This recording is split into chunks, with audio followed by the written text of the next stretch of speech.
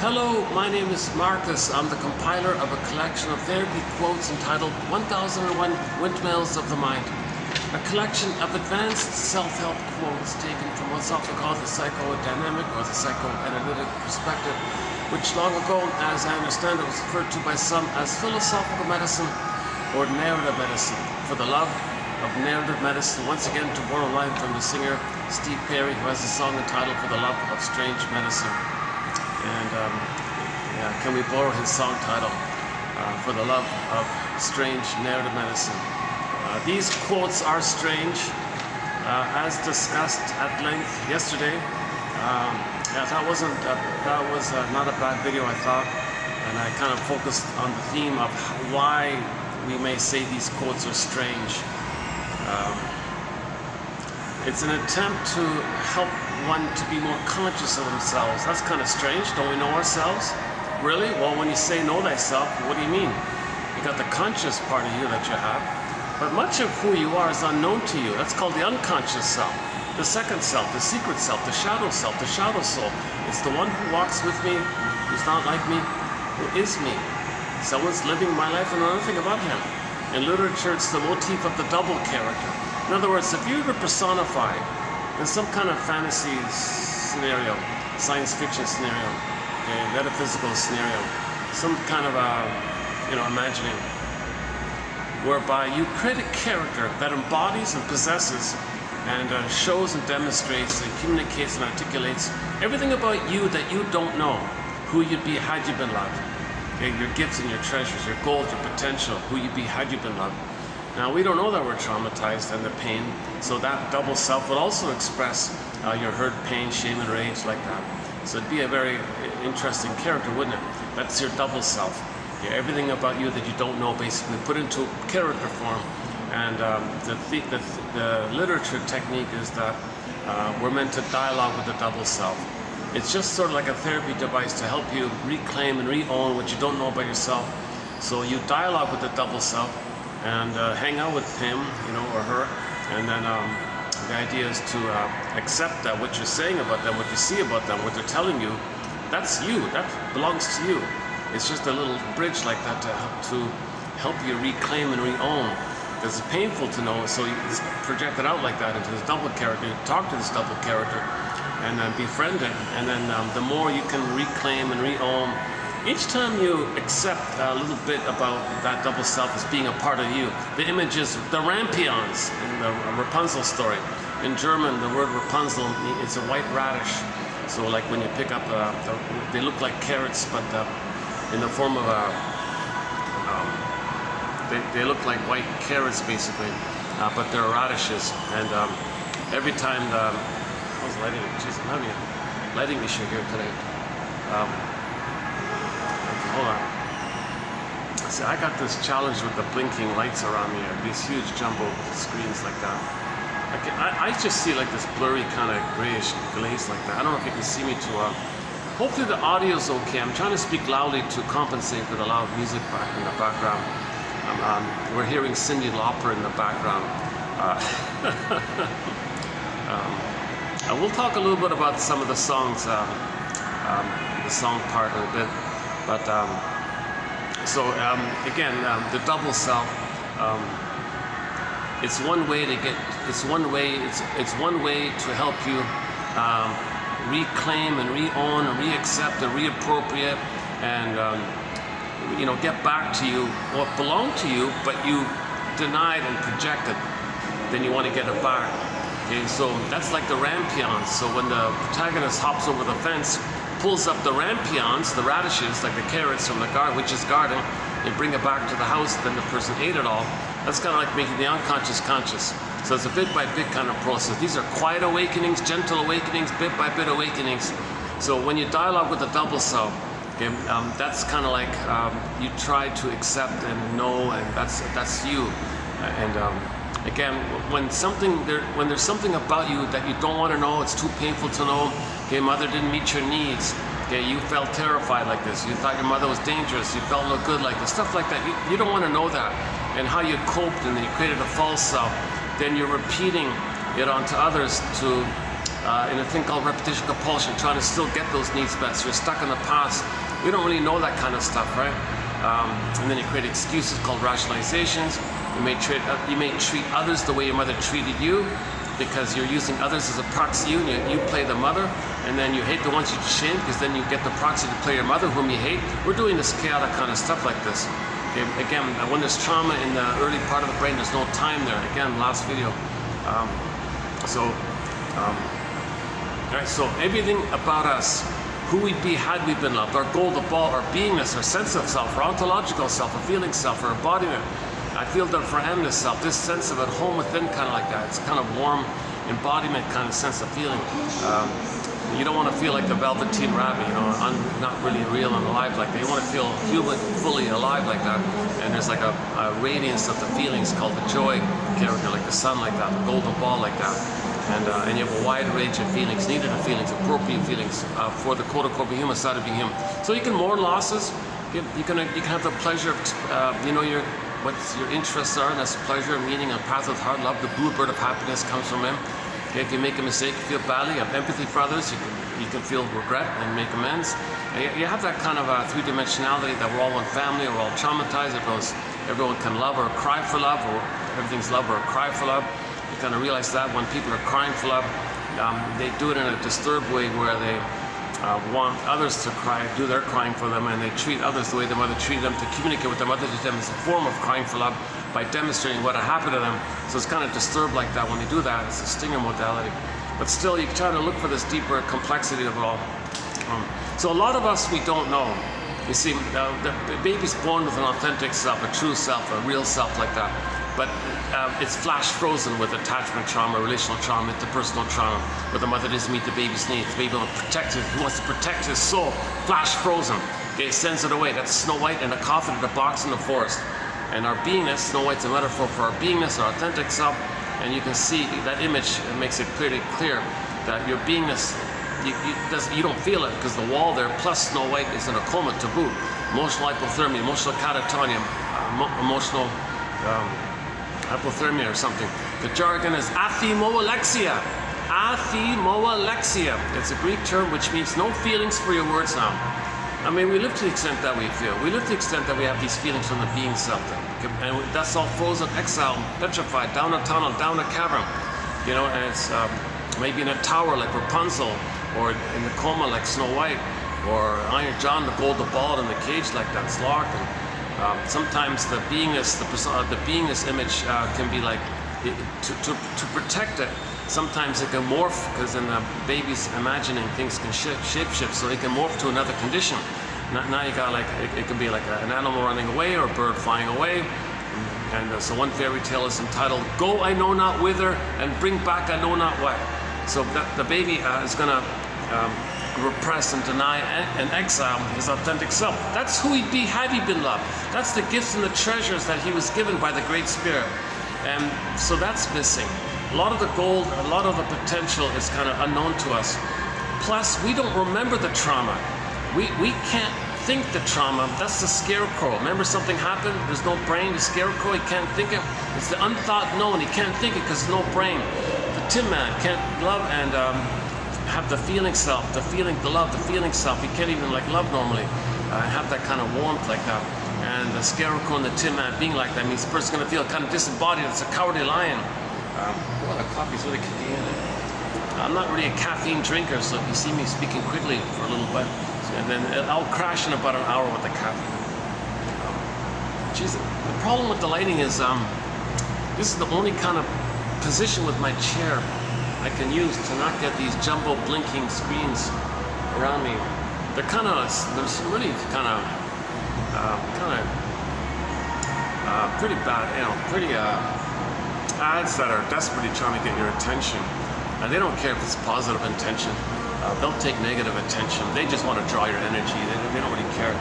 It's sort of very narcissistic like that. When they want to make it all about you, they don't care if it's negative attention, positive attention, or pity attention, or you hate them attention. They just want that kind of attention. They want to be the center of it all.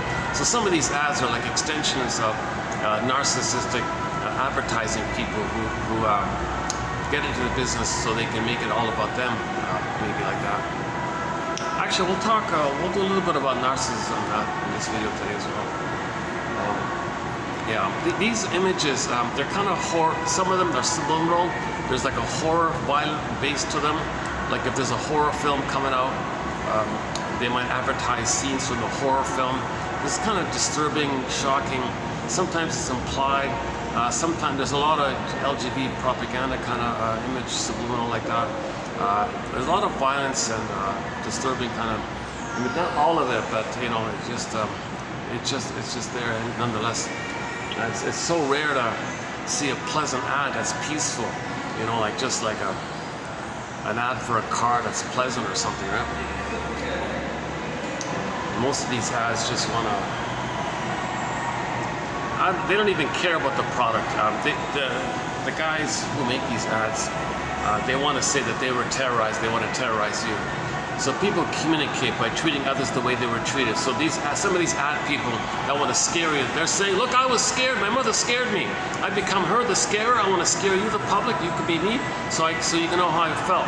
I want you to digest how I felt. I want recognition. I want validation for what happened to me." So someone, you know, he's got this protest with the mother. He's got this Taliana feeling with the mother. He wants to show up the mother. "Look, world, my mother terrorized me. See how I'm terrorizing you with these images?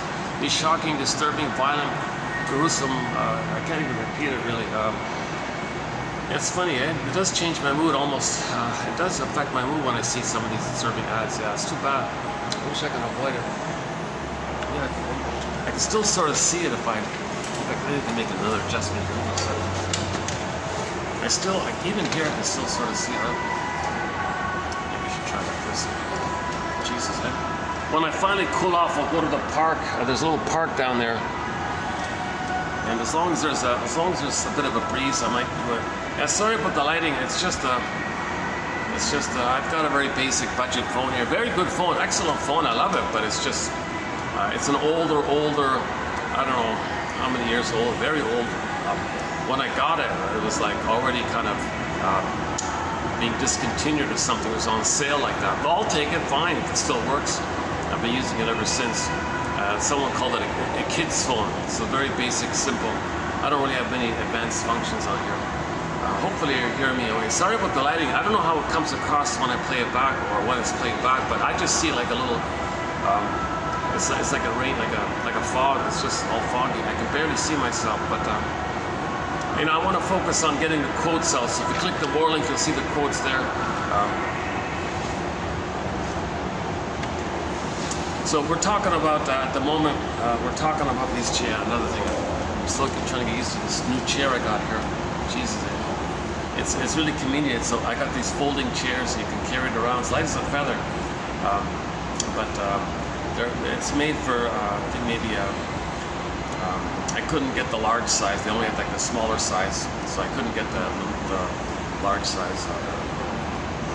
Sorry, sir. We only have the kids version or whatever. I don't know what it is. It's small. I don't even know if they make it in different sizes or not. Actually, is this the only size you have? The only size we have, right? So it's a little uncomfortable, but I'll make it used to it. Okay, so back to the double self, the secret self. Okay, so much of our authentic self, okay, it's unknown to us. So all that gold and all that potential is unknown to us. Plus the memory of the trauma that we were traumatized, that our soul is in a traumatized state. That's unknown to us. Okay, so there's a lot of memories, okay, of the trauma, and we don't want to know it. That's part of the repressed self, the secret self, the shadow self, the unconscious self, okay, etc. So all this material, there's a lot of energy in there. All the energy of the gold, all the energy of the trauma. There's a lot of energy, our life force, our eros, our life force is in this kind of secret self, this double self. You see, when all that's frozen like that, we're meant to live from that. What we do is we create a false self, okay? A persona, a mask, a defensive self. A bunch of defense mechanisms called the false self, and we can use it to function in life, and pay the bills, drive the car. But we're missing so much. Our energy, our vitality, it's in the double self, the second self. So we can function in life with the false self, okay, and get 10 PhDs and 10 medals and write 10 hit songs and You can still do a lot of things like that, but you're kind of sleepwalking through life. You're going through the motions of life. You feel like something's missing. It's a provisional living, a provisional life, but you're not really feeling a body like that. But you're functioning like that in this trance, in this swoon. You're sleepwalking like that. So that's part of the defensive structure to make you unaware of the pain of the loss of the real self. So usually at midlife, this comes to your attention that something's missing like that, like all your energy, all your id. Okay, so all the energy in the repressed self is called the id. Okay, and our ego is damaged as well. So the ego is split. The ego is the unconscious ego, and that's and then you got the conscious ego for the false self-conscious ego called neurotic pride. So you got an ego that can help you to function in the world. So that part of the ego is there, the reality, quote-unquote reality ego, like practical, material reality. So we understand life in the material kind of sense with that kind of, let's call it the material recognition ego or something. And then the ego that's related to the false self called neurotic pride or defensive pride or false self pride ego. So you got this false ego, like defensive ego like that, that's searching for your neurotic pride to keep you unaware of the pain of the true self. So you got that kind of, so the ego is split, right? So, but like the ego is like the decision maker, right? So the conscious decision maker, it's kind of like a braggadocio doorman at a building, whom you see. Okay? Now you got another ego who's, imagine that building is owned by an invisible person. And he's got more power, you don't even see him. But he's a decision maker for the whole building, you don't even see him. Okay, so that's like another ego, right? So put it this way, imagine there's a huge luxurious building and the owner of the building is invisible. You don't see him, maybe he's on a yacht somewhere, maybe he's in the Virgin Islands somewhere, but he owns the whole thing, let's say. So he's the real power of the building, right? And the thing is, you don't see him, we don't know who he is, whatever. So, but you do see the doorman, and he's kind of braggadocio like that. So you can kind of think of it like the two egos like that. You got this false braggadocio ego, which you're functioning with the false self, the defensive self, thinks he's got all this power like that. But no, the real driver, the real owner, the real power is that invisible building owner on the yacht like that. So we have these kind of two egos like that, right? The invisible owner of the building versus the braggadocio doorman. That's your conscious false self ego. Okay, it's like two decision makers kind of thing. So who's got more power, obviously, right? It's kind of like the iceberg metaphor. The ice under the water has the real power like that. All the energy of the ice under the water is called the id. Okay, the ego and the id, right? So now when we say the ego and the id, in that sense, we want to correct the doorman. We want to heal the doorman.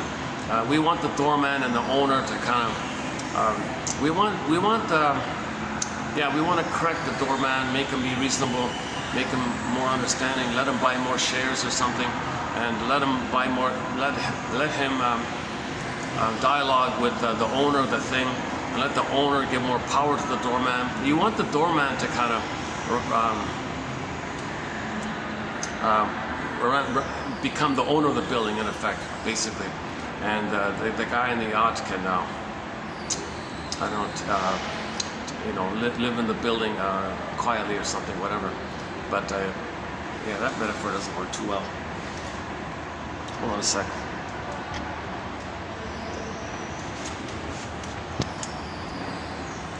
Yeah, plus there's no, I'm in this mall is under renovation. They're extending the mall.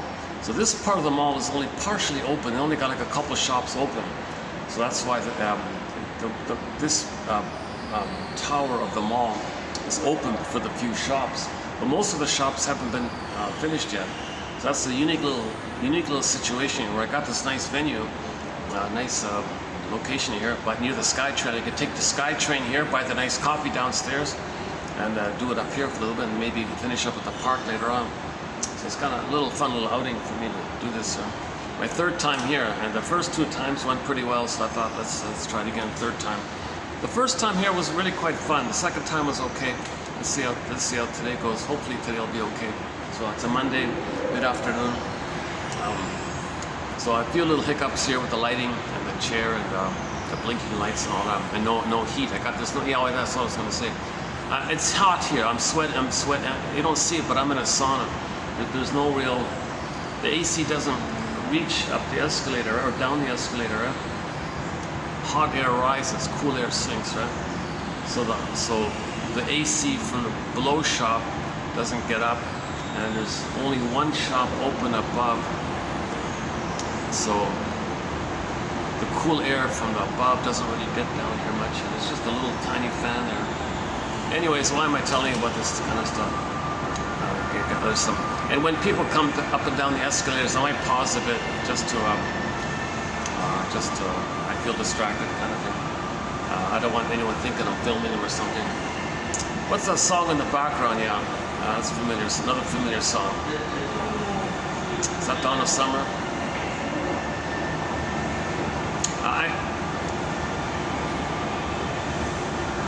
It'll come to me in a minute. On this music above, they play a song by the one-hit wonder song from the 80s called "I've Never Been to Me" by the singer Charlene, and I've talked a fair bit about it. If you go to the past few days, you'll find an interesting discussion about a song "I've Never Been to Me." It's about a she-wolf, about a narcissistic woman who didn't want to grow up. She was a puella. So for the male, the Peter Pan male is called the puer, eternal youth, the boy that doesn't want to grow up. For the female, it's the puella. So she was a puella, playgirl, but narcissistic and ambitious. So she did all these things, had all these escapades, but no trust, no love, no affection. It was all survival mentality, all jungle stuff. And then she became an older, retired a woman like that, bitter, miserable, alone, unhappy. And so she realized it was a mistake. So she said to the young lady, "Hey, young lady, you kind of remind me of me when I was in my 20s. You know, you got a family and a kid like that, and you're thinking about leaving it. Don't do it. You've got human love. I never had human love. I had jungle love." Yes, so the fellow sent me a crate of papaya every morning at the door. I played the song Steve Miller. So she had sex without love, okay, because that's the survival brain. Okay, that limbic system only cares about reproduction and survival like that. The human side is feelings, is frozen. So in the survival mode, she's going to replay the traumas, but she becomes the dumper. The mother dumped her emotionally. She becomes the dumper or the rejecter, sees men everywhere, sees the mother everywhere, and dumps them. So she does the dumping to replay how the mother dumped her or rejected her, let's say, and has to fly away and do it again, fly away, do it again. She can't stay and have a feeling because of the pain around it. So as a defense against the feeling, you're playing the loop, but she identified with the aggressor. The mother rejected her, she becomes the rejecter. She needs to find people to reject.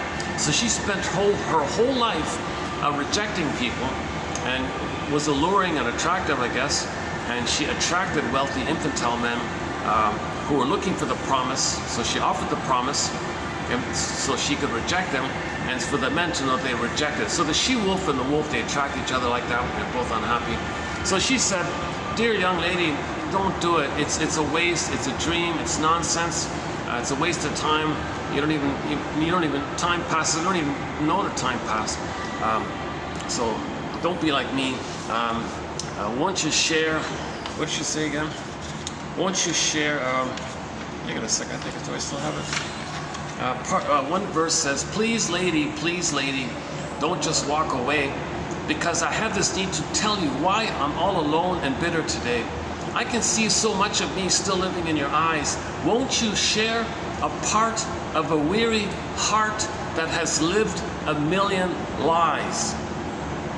I spent my life exploring subtle, WHORIN, fill in the blank. Okay, that costs too much, like that. So she's saying she played the life of a Donna Juana, or playgirl, or she-wolf, or whatever. I find that she-wolf kind of funny, because in the 40s, the Don Juan is sometimes called the wolf, right? The womanizer. She's the female version of that, but they don't say female wolf, they say she-wolf. So that song, that's a very good song. And in the song, she talks about her various escapades. She sleeps with the wealthy, the 1% and all this. She slept with the king and all this stuff. So she's been to all these luxurious resorts, the most beautiful places on earth, i.e. she calls paradise. So the main line in there is, yeah, I've been everywhere. I've been to paradise. And the luxurious places, she means. But I've never been to me. I've never been to me. If you're gonna always escape from the responsibility of healing from your trauma, if you're going to escape like a free bird, fly away from the responsibility of identifying and getting back your authentic self, your true self, your real self, your golden ball, and you want to avoid that and fly away like that, okay, you're not going to be to me. So she says, I've never been to me. She never went on the hero's journey of midlife. She never went on a second journey of midlife. She never did a midlife audit, a midlife examination period. She never did this adult development thing where at midlife you reclaim and get back your beingness, your authentic self, your real self. She never did it. She was addicted. It was too exciting. She was just a party girl the whole time, basically, and it was miserable. She was a grumpy, miserable. So no memories of love, no memories of real relationships, no human connection like that. Because she thought the mother thingified her, objectified her, used her. So she became the user, and she thingified others, and then she dumped them. So she treated everyone the way the mother treated her, and was stuck in this loop like that. And doing this loop is addictive. The reason she's so addicted and excited is because when you replay the trauma bond, embedded in the trauma bond is the blissful oneness that all babies feel when they're one with the mother in the uterus. So in your traumatized, frozen at that place, so when you replay, you're kind of feeling that blip up. Before I forget, I wanna add a new note, a musical note to our soundtrack. We got a huge soundtrack here. Well, before I do that, let's finish where we were here. Let's go back to the double self. Gee, this lighting thing is starting. How can I get better light around here? My goodness. Wait a second. Maybe I can find another position here. My goodness, what's with the lighting today? Is it just something with my phone? Something wrong with my phone?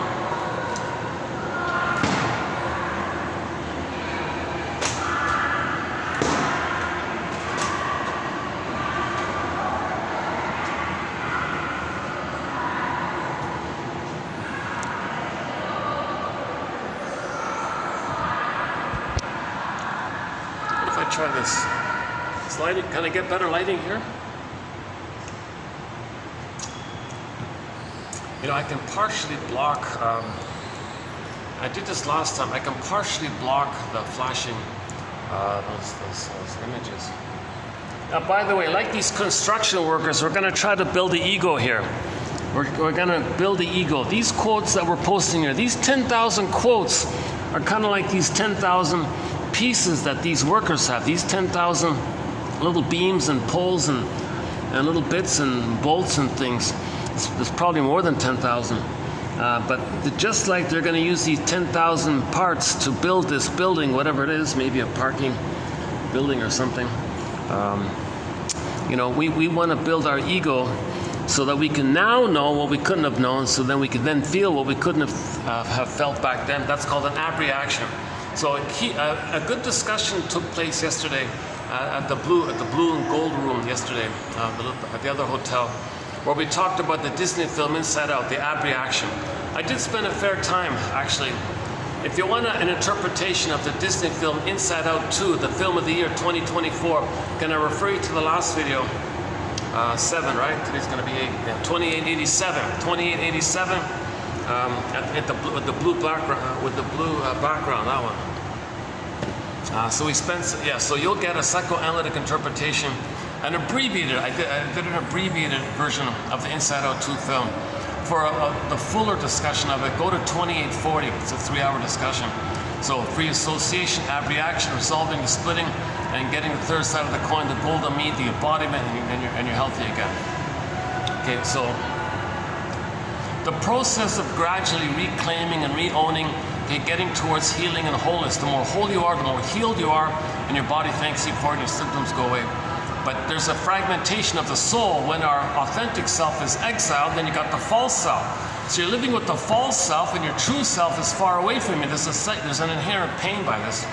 Okay, so that pain leads to psychosomatic symptoms, leads to negative philosophies in life, blowing off steam like that, a hostile mind, and greed, and envy, and all these problems like that. Okay, we're not meant to be in so much pain like that, but the baby's in psychic pain, so he does things to get away from the pain. And that's why he distracts himself all the time. So he might become a puella or a playgirl, like in the song "I've Never Been to Me." So that song, that woman was recognizing that being a narcissist, being a woman with a narcissistic entitlement, and it's all about me, who cares about you, just greedy, selfish, like that, and being addicted to it. She's addicted to treating others the way the mother treated her because she maintains the fusion with the mother, that symbiotic issue.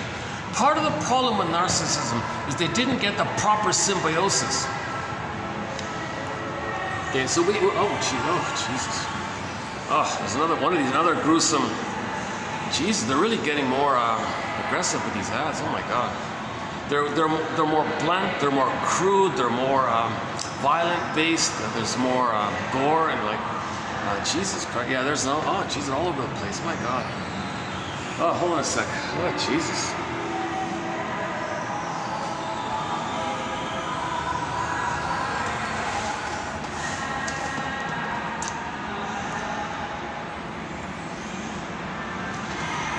I don't know, the guy behind psychological operations on the masses or whatever, he's trying to say he was traumatized, he was terrorized, and he wants everyone else to know that. So he's terrorizing the people with these images. It's not about the products and all that.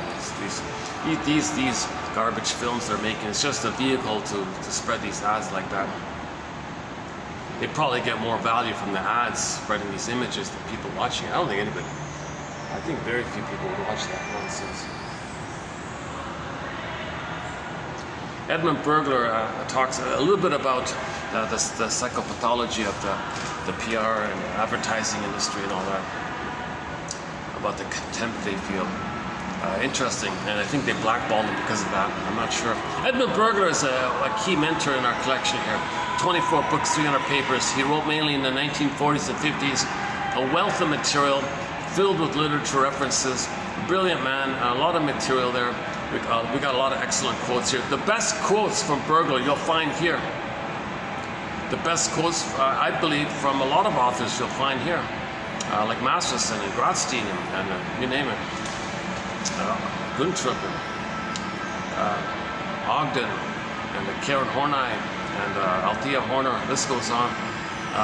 There's a very good set of psychologically minded quotes from films and TV shows. A good place to start is Route 66, $25.99. You'll find 11 quotes from the classic TV show Route 66. 11 psychologically minded TV show quotes. And that's a fun thread. Harry's Law we talked about recently. Judge of Defense we talked about recently. The Happy Days show. The Many Loves of Dobie Gillis was one in there. And Barney Miller, WKRP in Cincinnati. There's like a sprinkling of quotes from a variety of shows. If there's a psychologically informative quote from a TV show or film, you'll find it here, but you won't find it anywhere else. No one bothered to write it down. It went over everybody's head. They didn't care. And it was like, whoa, the scriptwriter he snuck in something valuable here. Okay, some of these scriptwriters did therapy, so it helped them to be creative. So they wanted me to help out like that. So we got to catch these kind of things. So these caught quotes you'll find here. Yeah, let's go back to the double self. Let's let these guys pass here.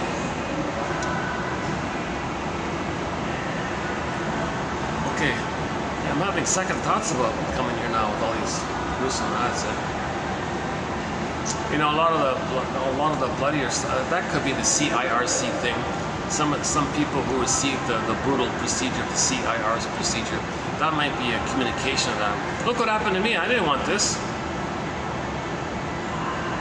That was a huge injustice. So it's kind of like, look what happened to me. So everything's love or a cry for love. So we could interpret that kind of stuff as a cry for love. Look at the pain inflicted on me. Like I'm in pain like this. I'm showing you vividly what happened to me, and things like that. Okay, let's back up a sec. So we started off with the theory about the double self, the secret self, the shadow self. So everything about you that you don't know, we can call it those things, the repressed self, etc. So literature, it's the double self. So enter Otto Rank's essay called The Double.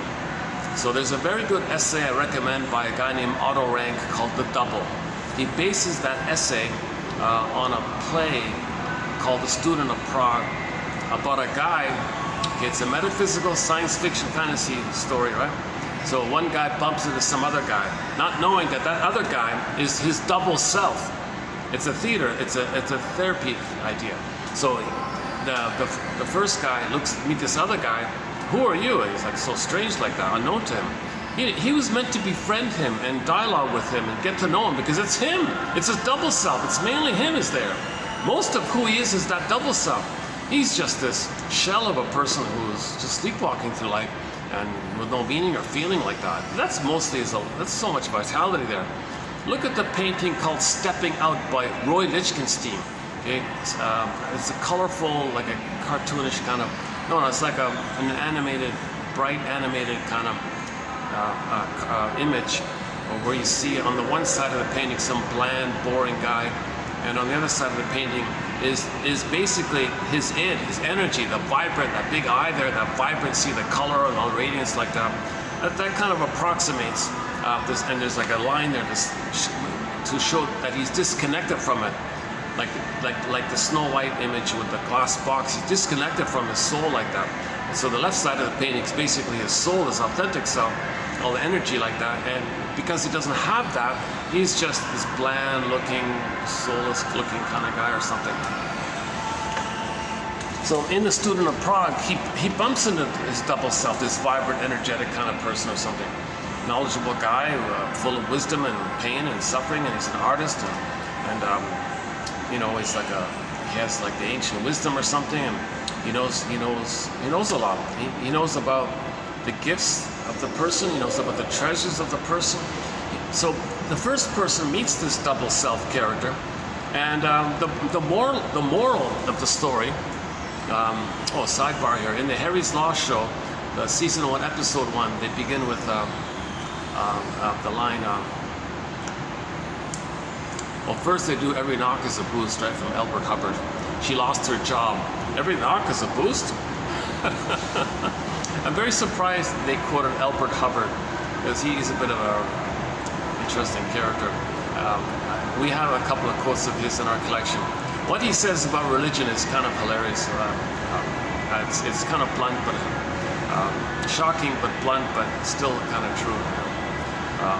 Whenever a disclaimer, whenever we make a reference to religion, it's only in the specific context of when religion is being used as a tool or an adjunct or a part of the pillage and plunder, only in that kind of context. Okay? My other disclaimers: I'm not a shrink professor, sociologist, archaeologist. I'm not a midwife, doula, nutritionist, gynecologist. I only have a BA. I'm the compiler of the quotes. I'm trying to learn this perspective. If I had the funds, could play Joni Mitchell's song "This Flight Tonight," made popular by Dan McCafferty. So back to the double self for a minute. So, so in the Student of Prague story, some ordinary guy, I guess, meets this strange other kind of person, and he ends up in an argument with that person, never knowing that it was him. But finally, when he hurt that other person, he was hurt. And on the tombstone it said, "Here's a guy that never got to know himself. He never went to me." Play the song. "I've never been to me." He never went to him. He had his soul there. He rejected and argued with it, kind of like Narcissus ignoring Echo, or like Peer Gynt running away from Solvik, his soul. Okay, or anybody who ignores their soul. So he did the same thing, and that's quite a graphic. Back to the moral of the story.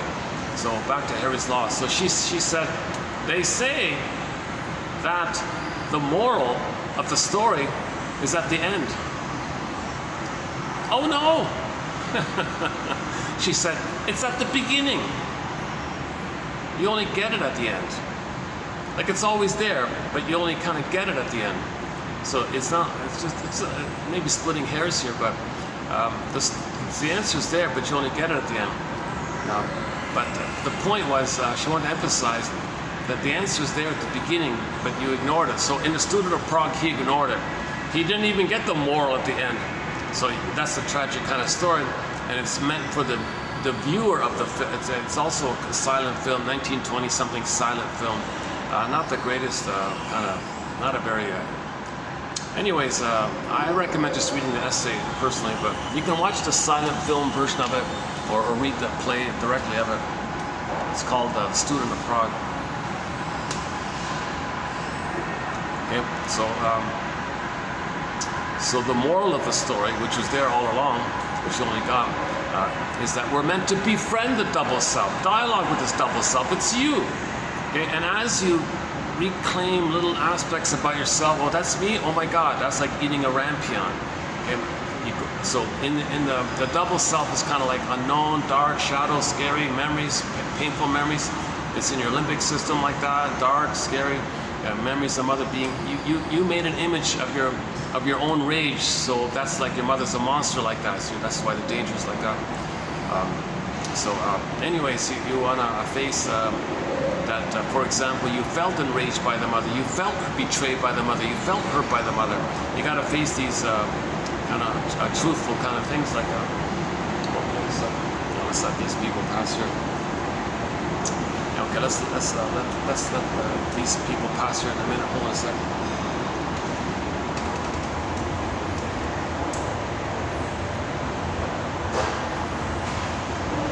Okay, while we're waiting for the price of half a cup of coffee, one can get these quotes.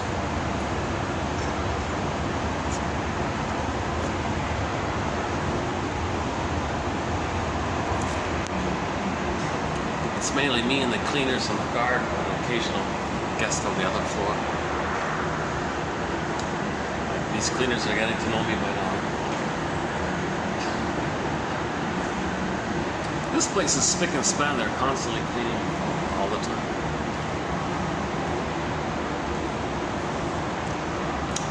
Okay, the double self, yeah.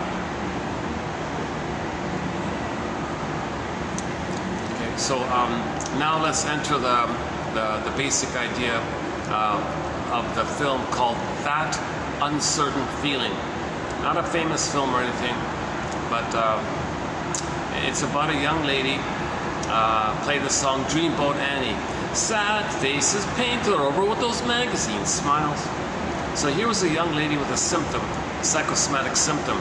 So that's emotional. Most psychosomatic symptoms are an emotional issue. Okay? That's the general consensus in the shrink world, that psychosomatic symptoms are 99-point-something% emotional. So she had this psychosomatic symptom, not a major one, but anyway, she realized it was emotional. So she said, well, this must be coming from something in me. I don't know what it is. So she went to the shrinker man. Shrinker man, wise me up if you can. Play Katie Lee's song, Shrinker Man. We've got 4 songs by the singer Katie Lee on our soundtrack. Shrinker Man, it must be something psychological. It's really quite explainable. She only likes men who are emotionally unavailable. It's really quite explainable.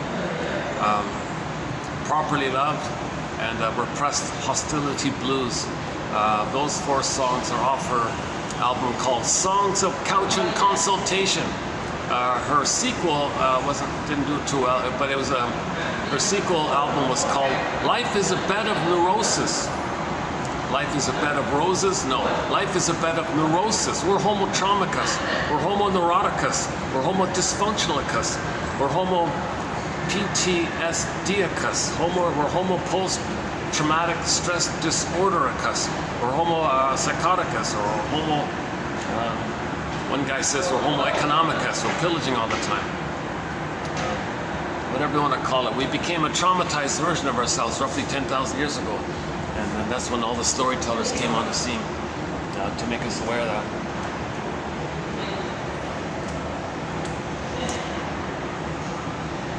Second.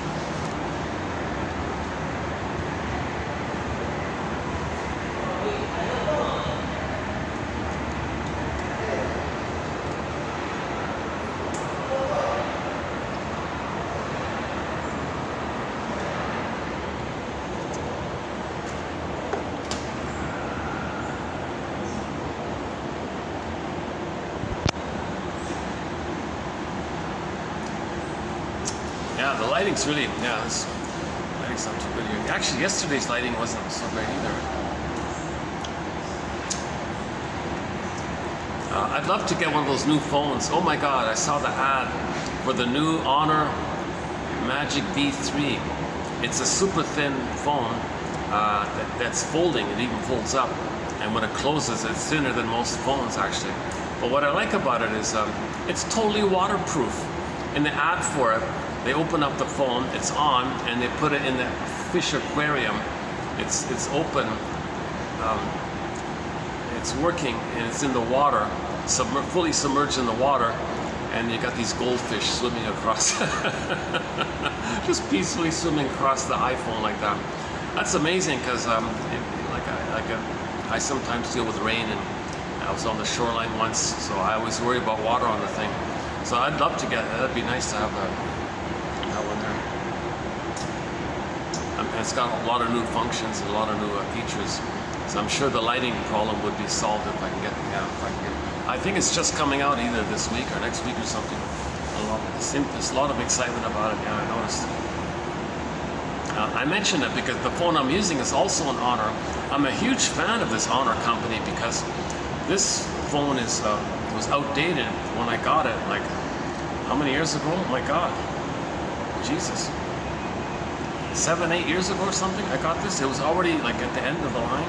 It was like it was going to be discontinued or something. This model is discontinued, and so I got a like next to nothing kind of thing. And it works. I've been using it since for the past 8 years. So I'm a huge Honor fan. So if this phone finally does conk out, I'll definitely stay with Honor. Yeah, great company. My God, practical. It's smarter. Like it's more friendlier kind of. It's not these big clunky things. Okay, where are we here? Hold on a second. So, yeah, the double self. So it's a film called That Uncertain Feeling. She had this uncertain feeling. I've got this uncertain feeling. What is this uncertain feeling? I have this uncertain feeling, this doubtful, confused. What is this feeling? And she's got this symptom here. This feeling and the symptom. Shrinker man, help me if you can. And so he said, oh yeah, well that's coming from your double self. My double what? Your double self, your secret self. It's kind of like a stranger within you. Do you want to meet him? Oh, and she joked and said, oh, I'm afraid of strangers. But it's herself, right? The double self, the stranger self. So the next scene was she bumped into, so it's the same like the student of Prague. It's a metaphysical idea. She bumped into some brooding but brilliant tortured artist guy. Here's a wise guy, but he's depressed and traumatized, but very knowledgeable and very artistic and creative. That was her double self. So she got the idea. The shrink said, do you want to meet your stranger? Do you want to meet your double self, your secret self, your traumatized self, your unknown traumatized self? All your energy's there, all your potential's there, all your wisdom is there, all your energy and wisdom is there. Do you want to meet that self? So she met a character that personified that artist guy. So the whole film was about her dialoguing and befriending that tortured artist guy. And she hung out with him, and then sure enough, as she accepted and learned from him, because that was her really, right? It's not actually separate. It's not truly meant to be like a separate character. It's like a dream character. It's a fantasy story. So sure enough, when she reclaimed and admitted and learned from herself by being patient, listening to herself, she didn't reject him. She validated what he said. I see. Yeah, go on, you know. And then, so she's trying to stay in touch with her feelings. The feelings kind of flow. Okay, like tomorrow's quote, the lady said, feelings, if you're trying to feel something, you're not trapped in a hole. It's a tunnel. Just stay with it until you get through kind of thing. Anyways, by the end of the story, her symptom went away because she accepted what she learned. Okay, it's kind of like the same with the Phantom of the Opera. Okay, it's an unconscious basement, okay, repressed unconscious self. So the Phantom dude is not some outer character, some kind of outer kind of story. It's a personification of the person's own traumatized self, basement, unconscious, dark like that. Okay, so the singer dialogue with faceless unconscious self, learned from him, went back on stage, accepted what she learned, was on stage, okay, was more embodied, okay, had more sense of self. That's why she was a better singer. So after she dialogued with the phantom, she was a better singer, right? Same idea. Okay, so why is this? I'm still wondering why my phone is so. That makes it worse, doesn't it? I'm not sure how to get the right lighting with this thing. Still the same. It's kind of overcast today. Maybe that's. If I can finally pull out, yeah, I mentioned that already. Yeah.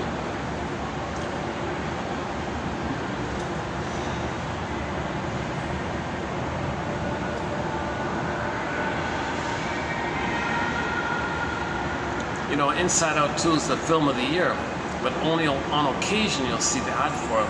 But those other violent films, they're bombarding you with it, right?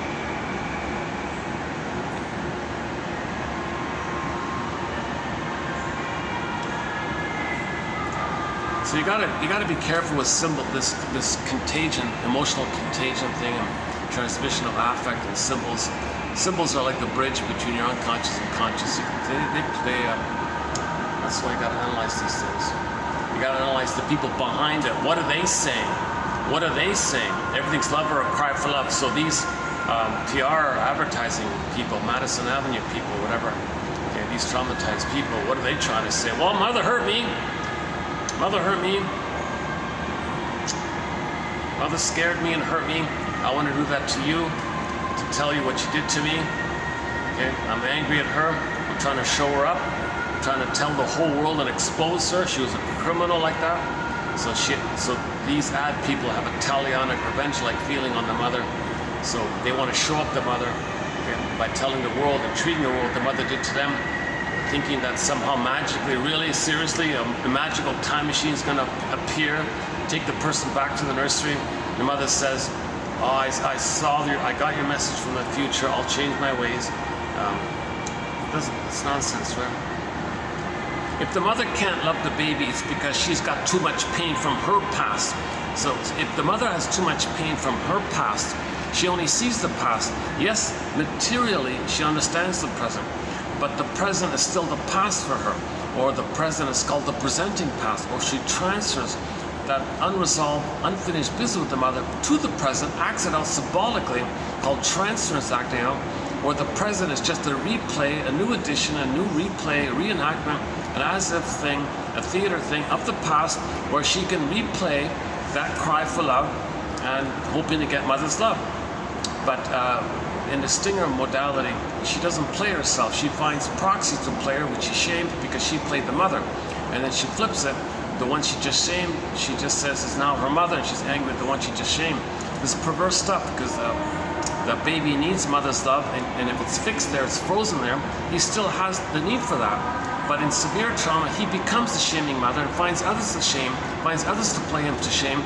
So he doesn't cry for love, he gets others to cry for love in his proxy fantasy, and then he can shame them because he's shaming himself, because he's become the shamer, and he doesn't want to feel him shaming himself the way his mother shamed him. So he needs a proxy to fill in. This is called the scapegoating phenomenon, the emotional triangle phenomenon.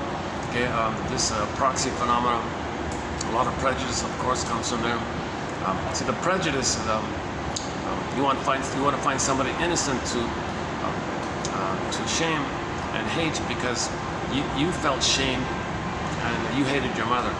You felt shamed by your mother, you became her, and you hate yourself, you hate your mother, and you felt shamed by her, and you've been a shamer, and you project that out and replay the whole thing and flip it around all the time. And it's called the splitting mechanism. So back to the yesterday's video, we got to resolve the splitting. Okay, the either or's got to come both and. You got to forgive the mother. You got to forgive the mother. Part of forgiving the mother is realizing that the mother couldn't beat the baby's teeth. It's because she was stuck with the pain of her past. She never had a chance. She never went to herself. I've never been to me, right? So she never went to her. She never found her beingness. She never, whatever reason, too much pain like that. Oh, there's Donna Summer. Oh yeah, let me mention it before I forget. I just earlier, like a long time ago, I posted a song on the issue of symbiosis. We have a topic on the blissful one. A song called A fun pop song, like a one-hit wonder kind of thing by a singer. Kind of sounds. She kind of looks and sounds a little bit like Donna Summer. Melanie Thornton. Melanie Thornton. Okay. So she has like a one-hit wonder kind of thing called "I Love the Way You Love Me." Is that right? I love the way you love me. And I played the live of it all. If you see her singing it live, she looks great. It's a nice song, and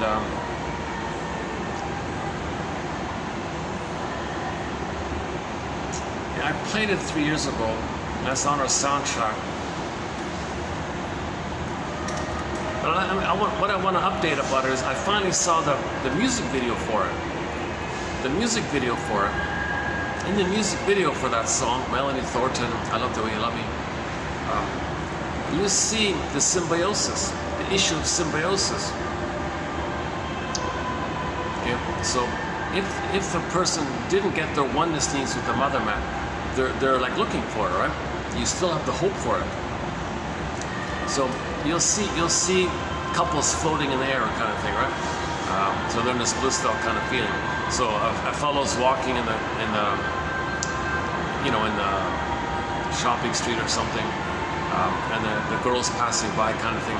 The two catch their eyes, and they have this stunned glaze, like this trance with each other, and they both drop their bags and they run to each other. They never spoke, they never met.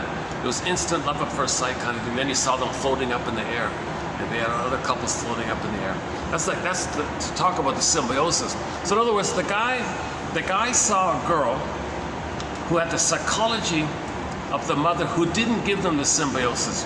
She saw him as being just having the psychology of her mother who didn't give her the symbiosis. So they each reminded each other of the traumatizing mother who didn't give them the blissful oneness. We had it in the uterus, but it wasn't enough. We were supposed to get it for 4 to 5 months in the extended phase.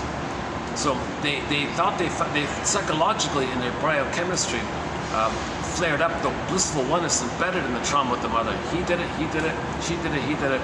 And then you saw that instant symbiotic thing where they were floating up in the air like that.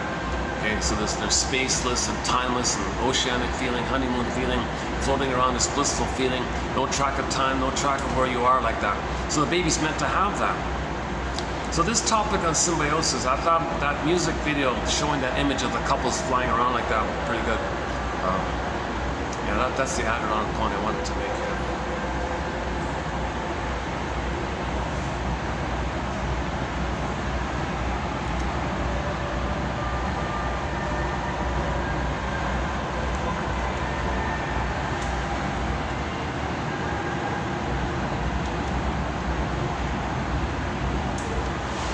Let me double check the battery, make sure the battery's working.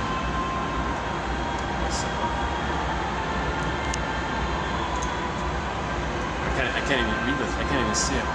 Okay, battery's holding up, yeah, okay, good. Yeah, the battery on the phone kind of died on me. I have to use this backup battery. Okay, so let's, that's just one point about the introductory part, that we have an authentic self. The baby flash frozen, all the gold potential of the person, the beingness and the embodiment, who they'd be had they been loved, expressing your uniqueness, which would be like the bluebird of happiness, the blue jay of happiness, Shirley Temple says. It's meaning and pleasure to express your gifts like that. And you have the needed feelings, appropriate feelings. You can mourn, you can feel pleasure, you can feel tenderness and affection. And the love is a feeling love. It's an affectionate, close love where you get closer and closer and have that kind of intimacy of the person-to-person delightfulness like that. And so you have that, the physical intimacy is kind of like filled in with the feeling of it all. Okay? So there's the heart is involved with that, right? So there's a lot of benefits to having your feelings self. It's the quote-unquote more human side of being human. We're meant to come from this kind of place.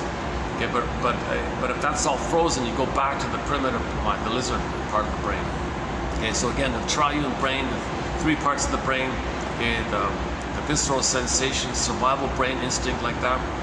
Okay, Okay, and then you got the feeling one, the embodiment one, then you got the neocortex. So we have these three parts of the brain, based on evolution, they say, like that. But we're mainly from the feeling self, and your consciousness knows what's unique from your feelings, and you express that as pleasure, bluebird of happiness, and then the primitive brain is kind of calm like that.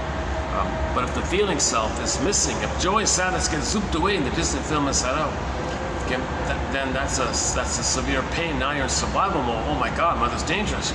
Didn't meet my needs. Didn't see me. Didn't recognize me. Didn't soothe me. I feel distressed. Your mother doesn't soothe me. She hurts me, and I can't turn to her to soothe me. I'm terrified here. I lose my feeling self. Now you're in survival mode, where you go back to the primitive part of the brain, where it's visceral. So fear, anger. Although we say fear, anger, disgust, shame, and all that, although we refer to them as feelings and emotions, it's more technically visceral sensations of the neurochemistry of adrenaline and cortisol, like that kind of stuff. And that part of the brain only cares about survival and reproduction like that.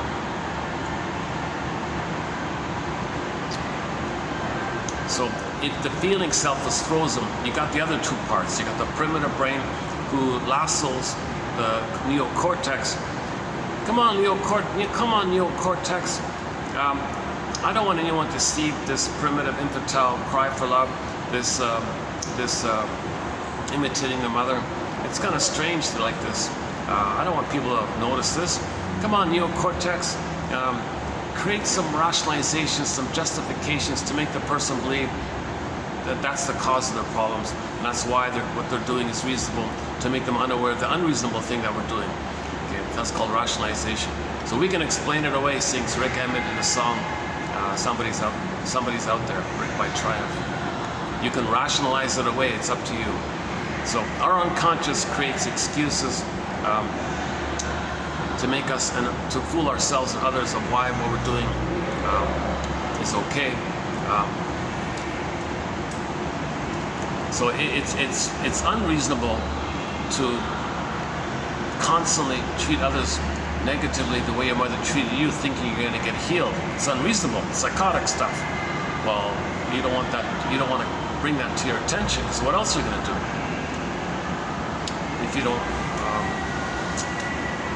If you're not at a place where you want to face the truth or something, it's too painful to bring up the truth, so you want to keep on lying. Hey, neocortex, come up with some lies.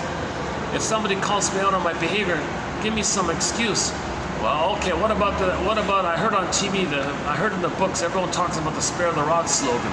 Okay, we'll use that. So somebody says to the mother, why are you shaming your baby and then hating your baby?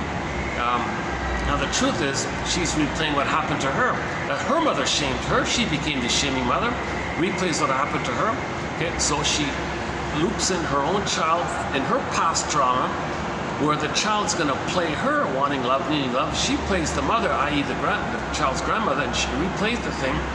And because the mother is angry at the mother, she's going to play herself and fly the hurtful mother onto the baby and fight with the baby. If somebody on the outside points this out to her, she'll be like freaked out here. Make an excuse. Why am I doing this? Why am I doing it? Make it sound reasonable.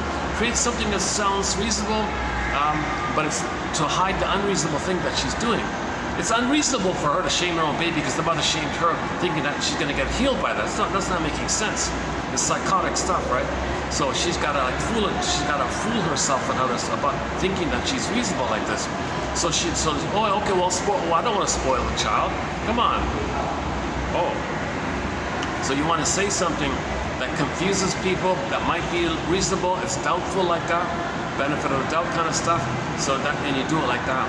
So the cortex is not used to express your feelings, your uniqueness. It's being just used to create rationalizations. Back to Rick Emmett. You can rationalize it away, it's all up to you. It's the second verse of the Triumph song, Somebody's Out There. Somebody's out there. Meaning if you heal, then you can find a partner, a mutual partner. Somebody's out there if you heal. At the conclusion of the Carry On Wayward song by Kansas, the second last line is, and now you no longer feel empty and your life is there for you.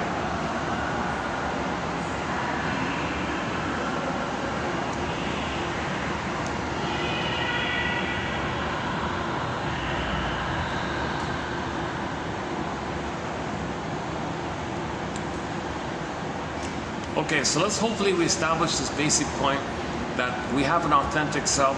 It's frozen, unavailable to us, Snow White image, Rapunzel image, etc. And we want to get it back. So we talked about the student of Prague story like that.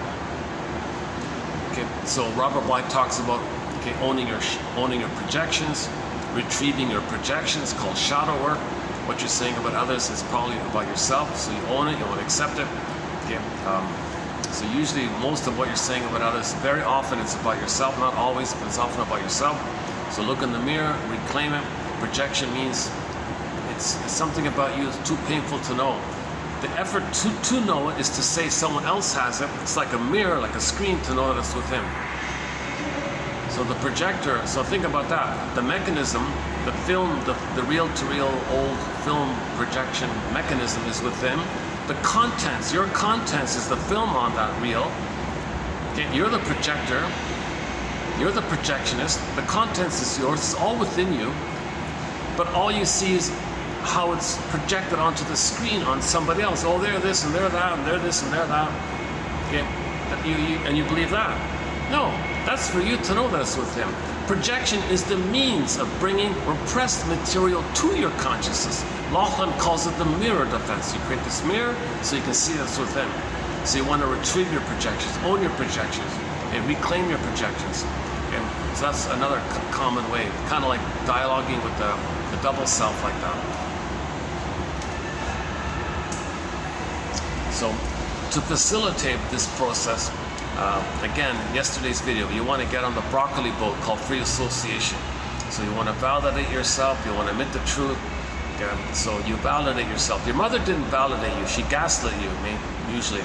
A lot of mothers are gaslighting their babies when they don't meet when the baby's needs are met. He felt gaslit. Okay? So we want to validate ourselves. I must have a very good reason for feeling this. I must have a very good reason for thinking this or feeling this or being afraid of this.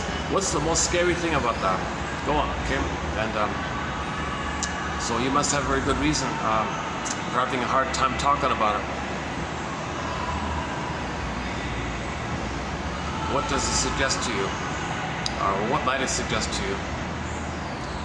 Okay, so you can do it on your own to some degree. It's better to have a caring witness who also validates what you're going through.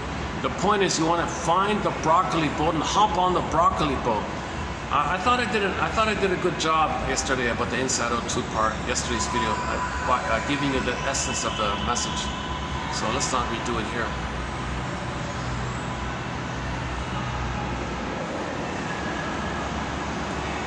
Okay, there's a whole body of work, there's a whole body of theories about the stingers and the clingers and the 45 record repetition compulsion. Okay, so I won't maybe do it this time as well. And in the stingers, there's a wealth of material about the stinger personality pattern. I mean, trauma before 18 months leads to one of the stinger personality patterns. The bully pattern, Iago pattern, the various narcissistic pattern, the lower functioning BPD pattern. The commonality is they need others to project their soul onto in order to shame, because that's what the mother did to them, because they became the mother in a process known as identification with the aggressor. That's one of the most drastic things the baby has to do if he's going to survive an abusive mother. He becomes her. Now he's got to find a proxy to play the soul to shame to have a mother, because that's the only way to have an attachment to the mother, is to be like her, to mimic her, to act like her. So he's constantly looking for proxies to shame, because the mother shamed him, and he's doing it infinitely. It's a timeless loop like that. We've been doing it for 10,000 years.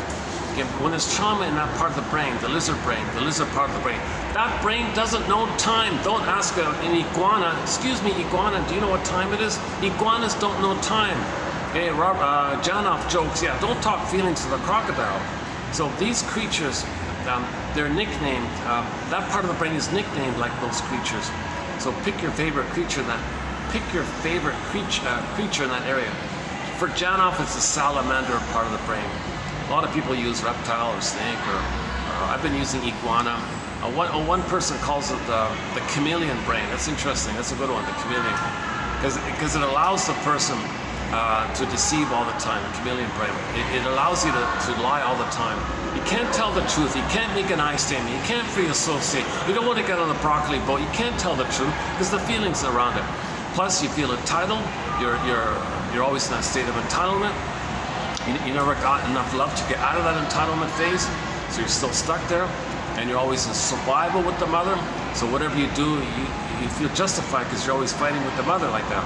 So, but in reality, you don't care about the reality because you're always thinking in terms of that interaction with the mother when the mother hurt the baby. So for example, if the mother hurts the baby and the baby's biting the nipple, let's say, and somebody says to the 2-day-old baby, hey, 2-day-old baby, that was nice of you to bite your mother's nipple. She's in pain like that. You gotta be kidding. In his image, he's dealing with the monster. How is he gonna apologize to a monster when he thinks the monster's trying to gobble him up? Now, there is no monster, it's how he feels. The monster image is how he feels. He's supposed to apologize to that image like that. He's supposed to get mother's love, so he doesn't have that image. So he's in that kind of basic survival kind of place. So don't expect babies to reach the place of empathy and like that when they're not loved, right? So they're in survival like that. So people with stinger personality patterns kind of operate from that kind of source point. And the ability to fool people is the BPD amalgam, where they can flip-flop and twist and shape-shift and morph and twist. And, okay, that's called primary imitation, primary process thinking, okay, versus the later on kind of thinking, called secondary imitation. So that's another huge topic. So in many videos we talk about the stingers, the commonality, hate, greed, envy, envy, spite, vindictiveness. They can't mourn, so denial, contempt, sour grapes, in many ways. Constant entitlement, survival, jungle, slow. Everything's jungle stuff, right? So jungle this, jungle that. They always think in terms of jungle.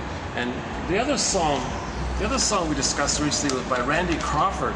She said she was tired of that, and she's letting go of the monkey, the grief, and the lions too, and now she's going to let the child in her free. How do I go again? Do I still have it?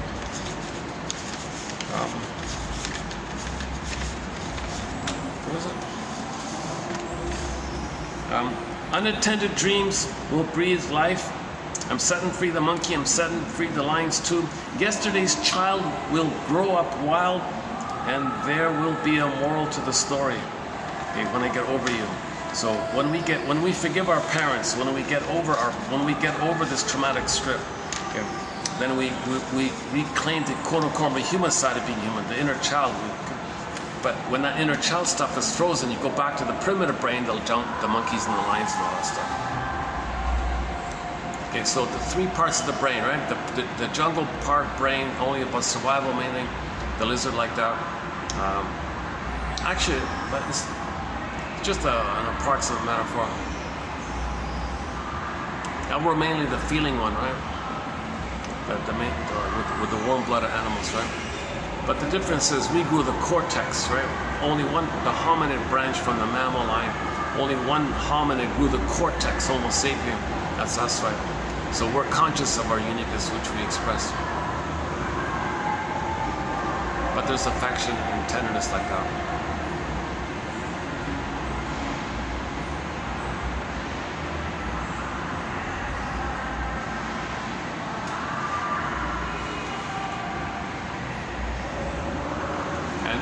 And other animals in the jungle, they only eat out of necessity, right?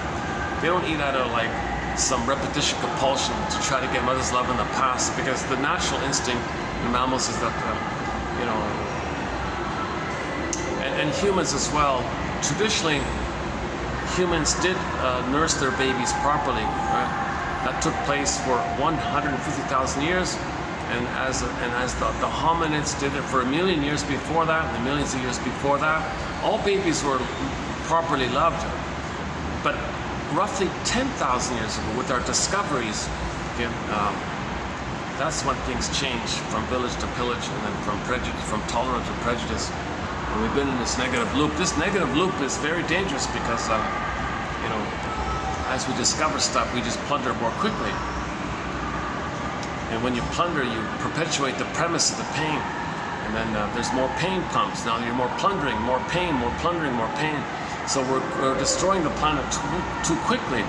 In the past 70 years, we destroyed the food already. I mean, now everybody's eating frankenfood and GMO foods and stuff, right? And now they're predicting, oh, very soon you'll be eating you'll have a food replicator. It looks like like in Star Trek, those food replicators. They're 3D printing machines. So it looks like a microwave or something. And and you say what you want or something, and it'll heat up some cells or microwave some cells and create some kind of mush, so add some chemicals and just trick you or something. So now you're eating this mushy kind of stuff. Yikes, what an awful thing. So, and then AI accelerates things, you know. So we're in this terrible loop of creating the outer to perpetuate the inner, which perpetuates the outer, which perpetuates the inner, kind of thing. So as above, so if we feel polluted inside by the mother, we pollute outwardly. If we feel inner poverty, we create poverty outwardly. 80% of poverty to reflect the inner poverty, emotional poverty of the 20%. The most traumatized of the most traumatized who feel the most inner impoverished, create poverty outwardly, okay, to reflect the inner state. Okay, so as above, so below. Another way. So we externalize to not notice with them. It's called projection.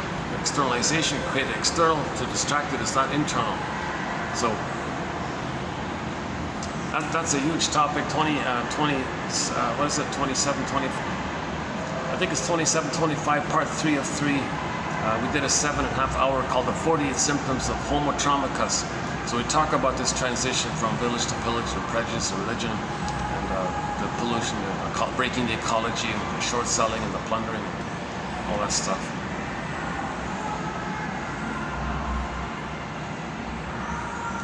Yeah, okay, there. Yeah, that song that's going on now. That's part of a lot of this LGBT propaganda stuff. So, Jesus. Yeah, there's been a lot. That's really. Yeah, we have one quote about the LGBT propaganda. One quote. It's not. You won't like it. It's kind of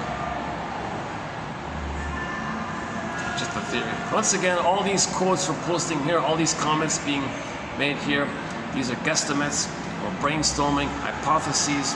These are clues. Okay. These are ballpark approximations, trial and error, brainstorming, trial and error, just fishing around, trying to find some clues here. We're trying to be detective, an emotional detective, psychological detective, story detective, which would... Oh, that song, yeah, that song's really annoying. Hold on a second. Maybe you don't hear it, maybe it's far enough away you don't hear it, but... hold on a second.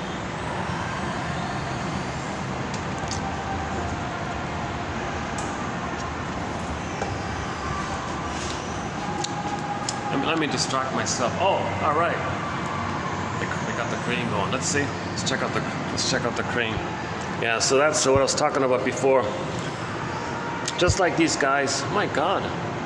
I don't see anything on the camera. My God. Must be the certain angle of the lighting with the reflection of the heat. Maybe the tinted windows. It's dark outside. Let's just watch these guys for a minute. So once again, they're building this building, which when complete will house people. It'll be embodied like that.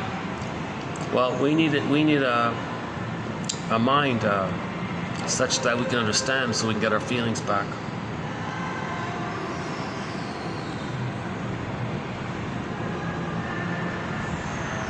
Oh boy.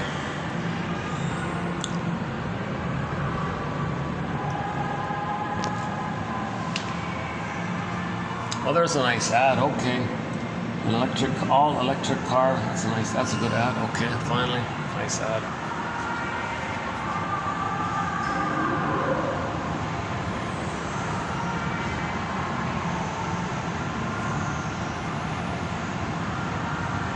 Oh, there's one of the stray cats. Yeah, I don't know if you can see him. Oh, he's been there a long time. Yeah, he's always at that spot there, that black cat down there. Can you see him? I don't know if you can see him. Just beside the fellow standing there is a black cat. I've seen him, I often see him exactly at that spot. He's always there, yeah. It's been there for over a year, yeah.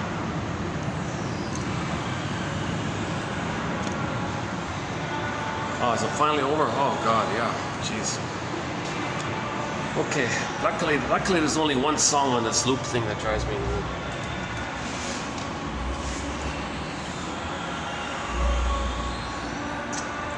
I'm starting to feel kind of a little distracted here for some reason. I don't know what it is. Maybe the accumulated flashing lights that got to me, now the song got to me. Maybe I enjoyed the first, I did 2 videos here, right? That's my third. Yeah, I enjoyed the first 2 times here.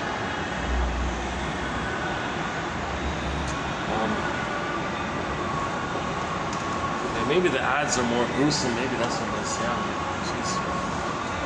Jeez. Okay, let's run through,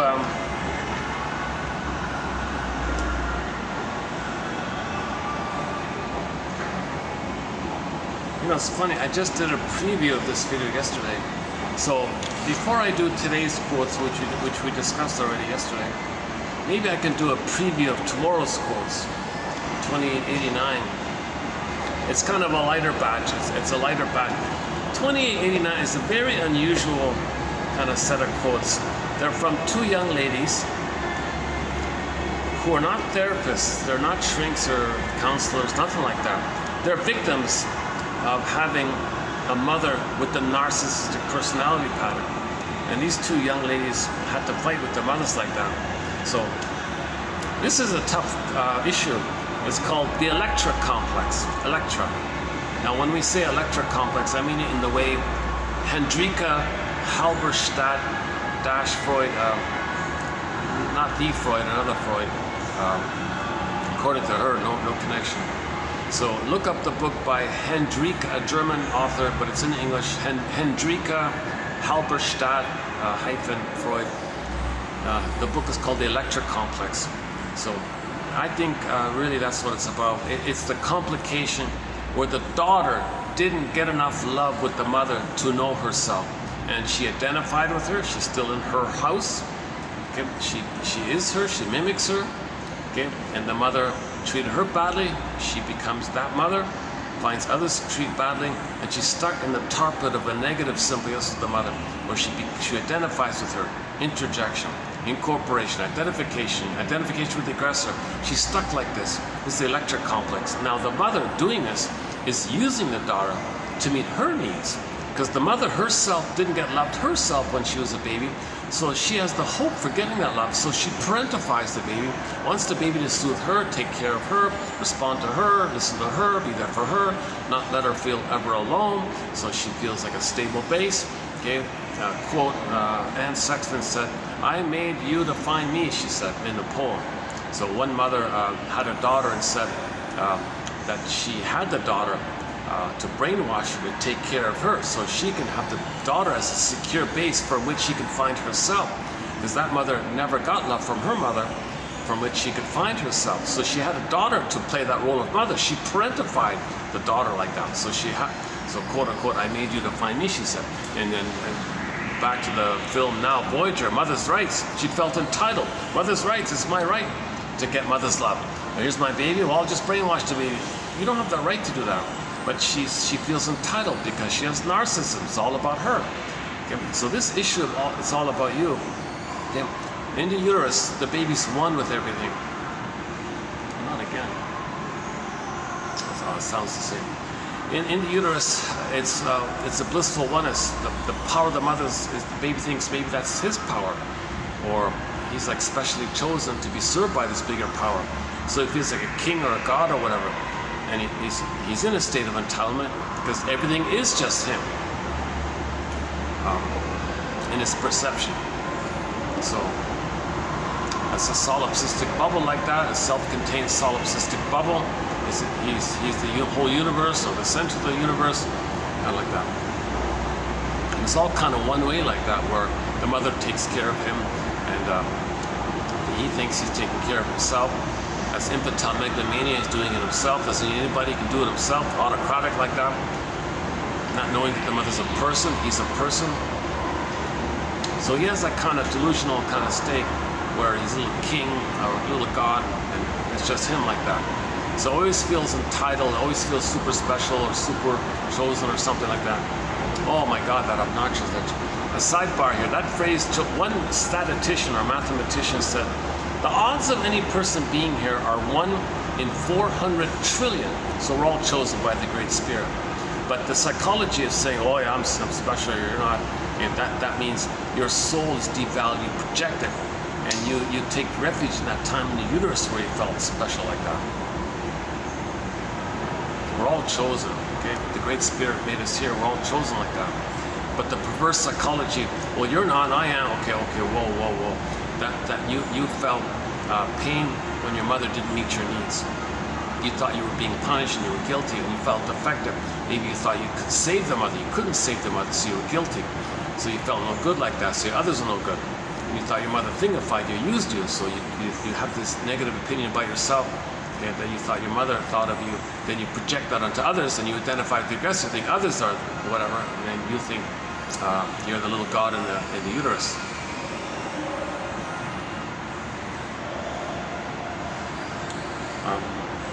Okay, so what I'm going to read is just, these are not shrinks, these are two young ladies who wrote like little, kind of shared their experience about fighting with their narcissistic mother.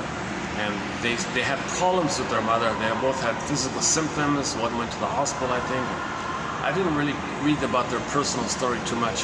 One young lady was in her 20s, I think, and the other one is maybe in her 50s or something.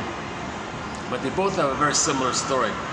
They both tried to recover from the experience of growing up with the mother who had the NPD pattern, narcissistic pattern, meaning the mother didn't get her symbiotic needs met.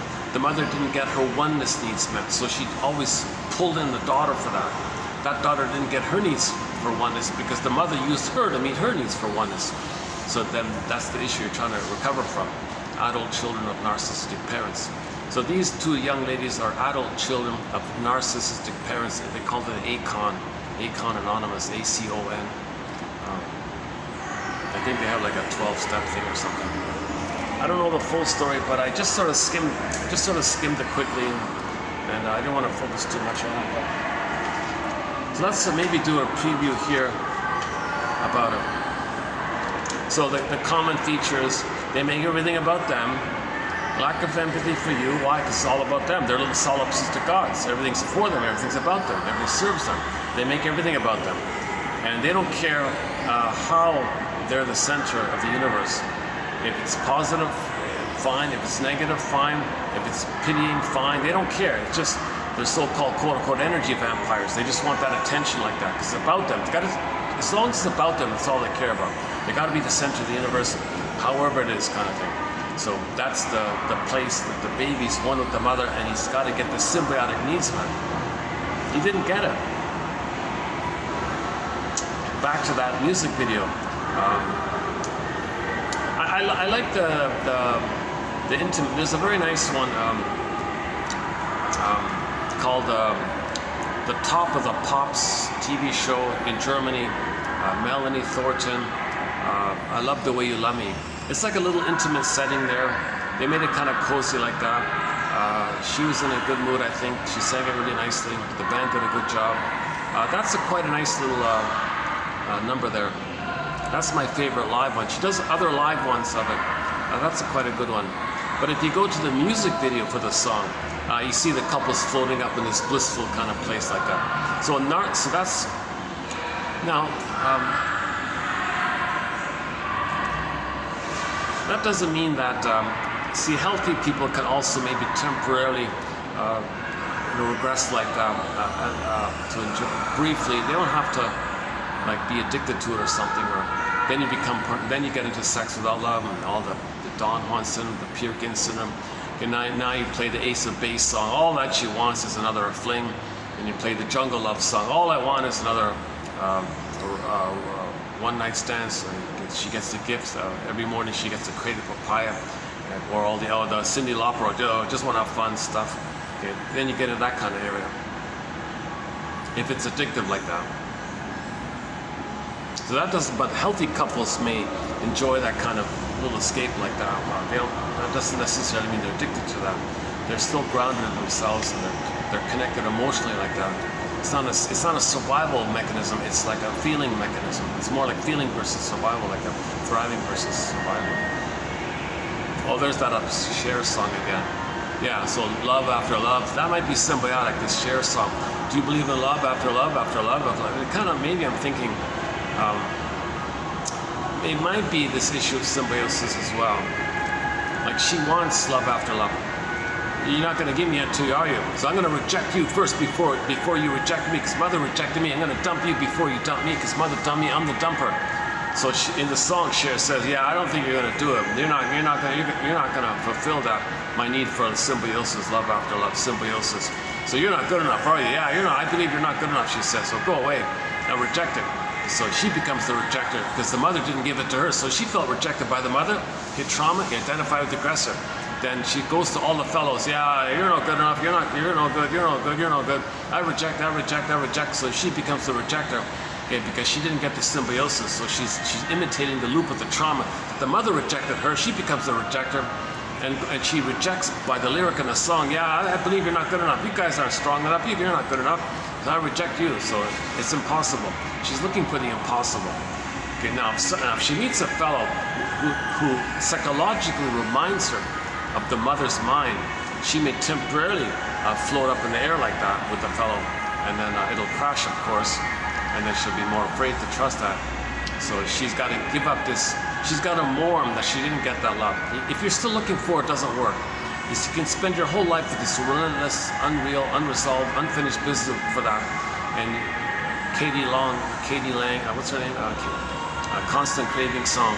Always have this constant craving for this symbiotic love after love stuff.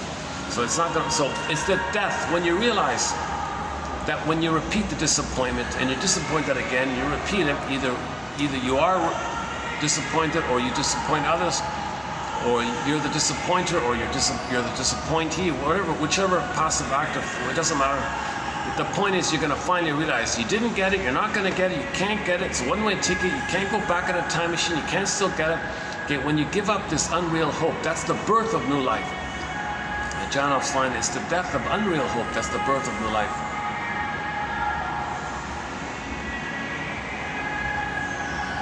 I don't think she mean, you could spit maybe an interpretation is the healthier say, well, do you believe that when we break up we can be friends, like love after love, like we had a transference romantic thing?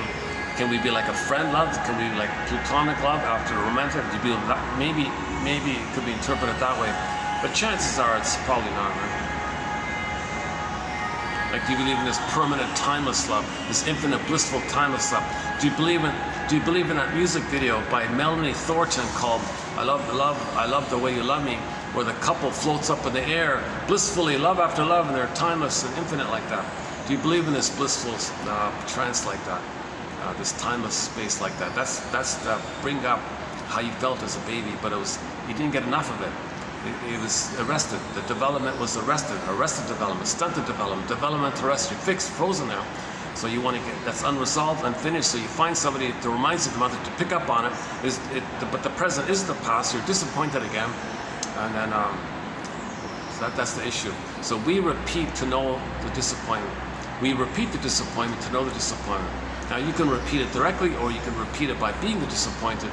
So you find proxies to play you disappoint them. That's for you to know that you were disappointed if you're disappointed in the other. So we got a whole topic about the record, the stinger and the clinger. So yesterday we covered it a little bit. Like so these self-help authors are just offering like a symptom description of it. They're not looking at the psychological developmental theory about narcissism. So narcissist looks into the pool of water. He sees the reflection of himself, and he's stunned. It's all about him. He's in love with himself, they say. That's all he sees. He's in this blissed out kind of place. He's floating around like the couple flying up like that.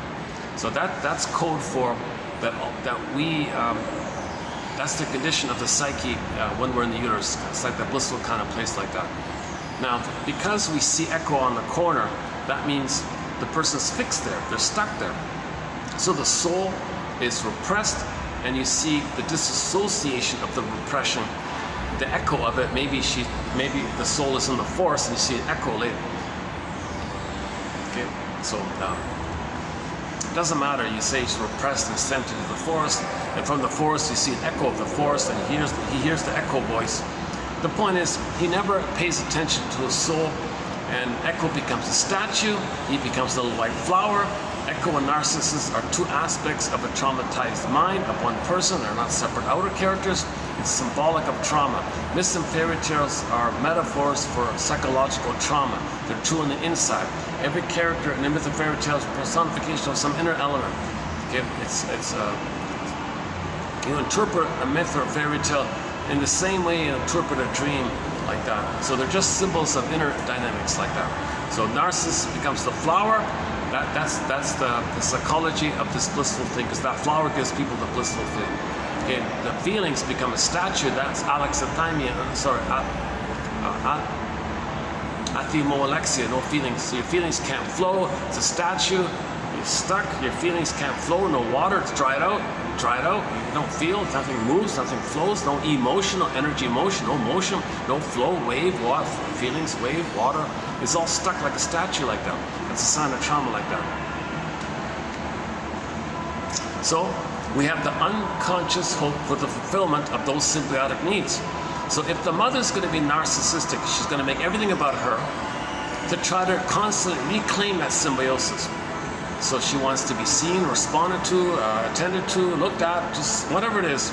She wants that kind of ongoing attempt to be seen, to be one, to like that. She's always looking for love after love. She's looking for this repetitively. So if the mother has a daughter, and the daughter says, no, listen to me, mother knows the best. The daughter says something, no, it's about me. The daughter says, I failed the exam. Oh, how's that going to make it? What am I going to say to my friends now? And she makes it about her.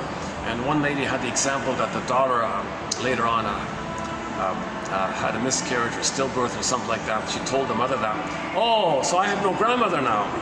That's pretty clear, right? Like she had no feeling or empathy for her daughter. She made everything about her like that. That means she's still in that symbiotic, that unmet symbiotic phase.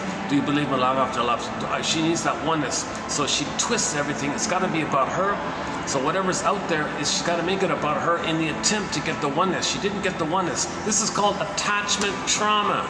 Attachment trauma. Paging Dr. Bowlby, okay, attachment theory.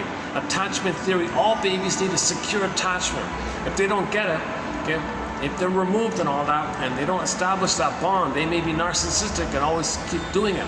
The other example she gave was the mother kept interrupting her. Like the daughter would try to say something, oh, I don't want to listen to you, listen to me. She was in pain trying to listen to somebody else. No, it's about me, it's all about me. Oh, hurry up, say what you want to say, I don't care, I'm waiting for my turn. You about me, all that. So one mother was always interrupting the girl like that. So mothers who interrupt the daughter, no, you listen to me, you listen to me, you're nonsense what you say, listen to me. She always making it about her like that. So that mother had the narcissistic personality pattern. She doesn't have empathy. She didn't reach the place of empathy and love and feeling for the daughter. Okay, she's still in a mode where everything's about her, like in the uterus, for the baby, everything's about, it's all like for the baby. It's all about the baby, because the baby thinks the mother's him, he's one with the mother's serving him, the power of the mother's his power, it's for him, he's a little king, little god like that. He didn't get enough love to get out of that, to reach the differentiation of person to person. So they won't have empathy like that for the daughter. That's why a lot of people are frustrated, where they never feel seen or validated by their narcissistic parents like that. So these two, okay, so I'm going to read the quotes now. So the two young ladies, they were grappling with this. They were trying to identify this. They were trying to say, oh my God, it exists. My mother had the narcissistic pattern. All about them, no empathy, no warmth or feeling about me, or extremely egocentric, no apologies, no confession, no honesty, very shame-inducing, trying to control, manipulate, constantly lying like that, always survival, always trying to manipulate to make it about her. Always trying to manipulate, twist to make it about her, because she's still getting the symbiosis. Paging Dr. Bowlby. Okay? All babies need a blissful symbiosis with the mother. Symbiosis. Okay? They need, like that, back to the music video. I Love the Way You Love Me by Melanie Thornton, the music video, the couple blissfully flying up in the air like that. So the baby needs that kind of phase. Now this mother maybe never got it, and she's trying to get it through the daughter. Like she's angry like that, she's possessing like that. Now the mother should choose a husband. Maybe the mother first found a husband, had that, and then stayed in an unhappy marriage. Because she's not going to get that from the husband. The husband who reminds her of the mother doesn't correct the trauma that the mother had with her mother. Just the husband just reminds her of the mother. So she can try all she wants to change the husband to be the good mother for the past. It's not going to work. So she settles in for some kind of cold relationship with them. And then she's still trying. Now and then I want a daughter. You, husband, you weren't my mother. Well, let me get a daughter. Maybe she'll be my mother. And the daughter is fantasizing she could be a supermodel or something like these kind of things. Like a redeemer, like a star like that or something. That's the problem. When there's trauma and the baby doesn't get his needs, he has the unconscious hope for the fulfillment of those old unfulfilled needs. Okay, we gotta realize this. Face the pain around it. Okay, free association, apprehension, then it's the death of this unreal hope. That's the birth of new life. That's the phoenix. That's the firebird. Okay, you want that emotional knowing. You want to get back the firebird, the phoenix, apprehension. Okay, feeling what you couldn't have felt, because now you can know and understand what you couldn't have understood back then. So you narrow the medicine. You construct a story, build a nest, build like they're building the building there, build it. Okay, and then the phoenix might come. Psychoanalysis looks for an egg in a basket that's missing. So we want to build that's what we're doing here. These quotes are like building the basket like that, giving us night vision. It's a lasso of truth to bring up the truth, and then the phoenix will come when they come. That's what nature does, kind of thing. So the firebird or the phoenix is kind of from the ashes. And some versions the soul turns to ashes because the baby felt immense shame and rage. Everything's burned up like that, so the soul is ashes. But the firebird can come out. Or the soul is Rapunzel, or in a cage, or in a coffin and Snow White. Different forms it can take, but it's the same basic idea. However, variation on the same thing, basically. Variations on the theme.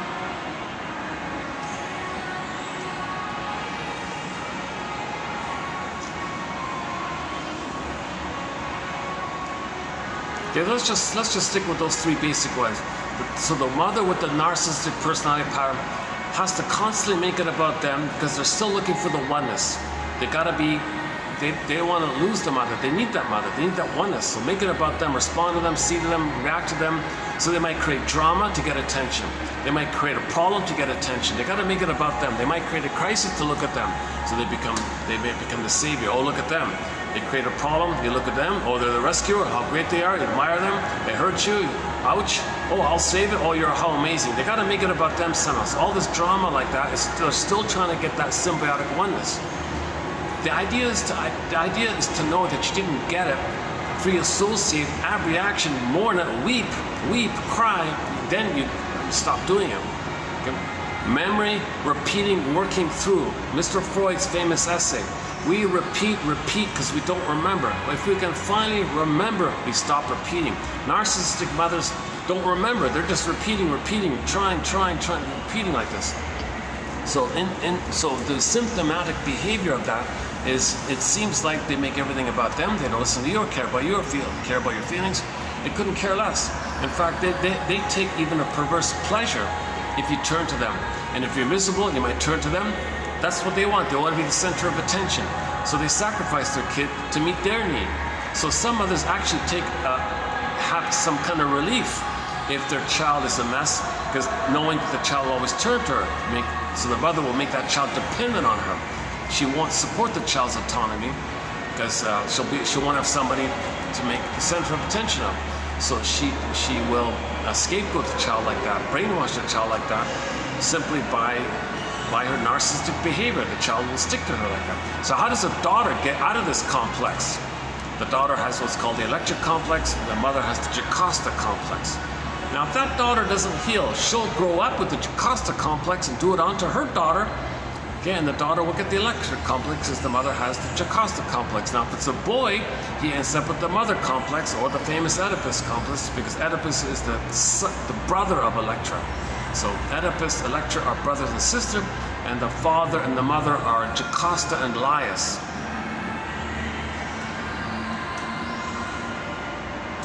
So let's just focus on those three main symptoms. The mother makes it all about her, no feeling empathy for you, and the lying and the manipulation and the tricks and the deceptions to make it all about her. So she'll lie, she'll shame, make it about her. She's trying to attract it. She's trying to create this trauma bond with you, trigger, push your buttons to make you attend to her. She doesn't care. She might even do something dramatic to get attention. She might hurt herself to get attention. Whatever technique she does. She might, I think one lady, what did she do? She burned, her husband had like a collection of baseball cards. I forgot what it was. Yeah, baseball cards. This prized collection of baseball cards or something. The guy had it as a lifelong hobby, well into adulthood. He still had it. She wanted his attention. He was ignoring her. She burned, sold or burned or put in the yard sale. She did something. I think she burned it or put it in the garbage. She dumped the cards to get his attention. What did you do that for? Or a common one is women put too much salt. The man doesn't like salt. Oh, he doesn't like salt, does he? Oh, good, I'll get his attention. I'll put too much salt in. What are you doing? I don't like all the salt. Oh, I got your attention. She's got to make it about her. She knows the husband doesn't like salt. Okay, so she puts all the salt in the food. He eats it. He's enraged by it. How many times you got to do the same old game like this? Well, I need your attention. I didn't get the oneness. I got to make it about me because that's symbolic of I got to get the oneness. I want to be merged here. I want to be symbiotic. I want you to be so angry at me that I can feel that we're one somehow. And if you got to shout at me, I want that oneness. I got to get back that oneness. She's still trying to get that oneness. But you can't do it post that time. You can't do it post that time. Right? It's dysfunctional and neurotic because the present isn't the past, but she's operating out of the past unmet need. That's a one-way ticket. Play the song, One-Way Ticket, One-Way, another disco song. Oh my God. We got a lot of disco songs going at the moment. One-Way Ticket, okay. Melanie Thornton, this Love After Love, The Share. Well, that's not disco, right? Yeah, we got 3 disco songs going at the moment, eh? Yeah, it's funny. I didn't realize disco would be a significant component to our soundtrack. Disco, huh? Donna Summer, Melanie Thornton, and Eruption, the band Eruption. They were sort of a one-hit band. They had that song, One-Way Ticket, One-Way Ticket, Choo-Choo Train, something like that. To mean that the baby develops through a linear time. It's a one-way time thing. When you're traumatized, you don't know that. You don't know that. Like you're still in that place, that loop. There's no time. No, but there is time. One way forward. You can't go back. Yeah, so you can't go back to that time.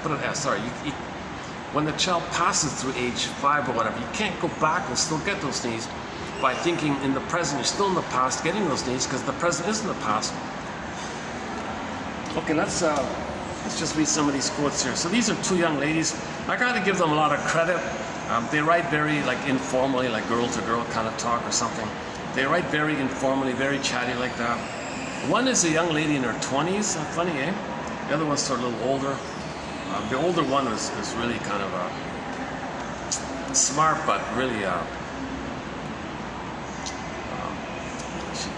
I think she's got a huge blind spot. I saw a little bit of her. I saw her speaking just for a few minutes on YouTube.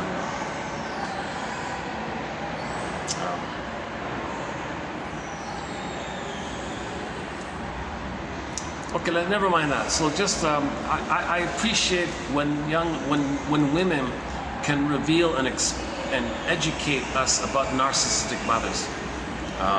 So men are doing it all the time. What about women? When do women write about the fact that their mother, had a personality called the NPD pattern, the narcissistic personality disorder personality pattern? I'm focusing on the pattern like that. Okay? Try not to label them.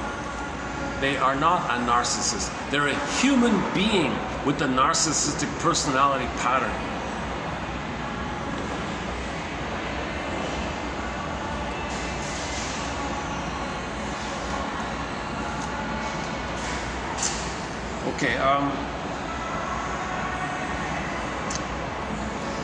Okay, one of them says, being raised by a mother with a narcissistic pattern is a special kind of crazy.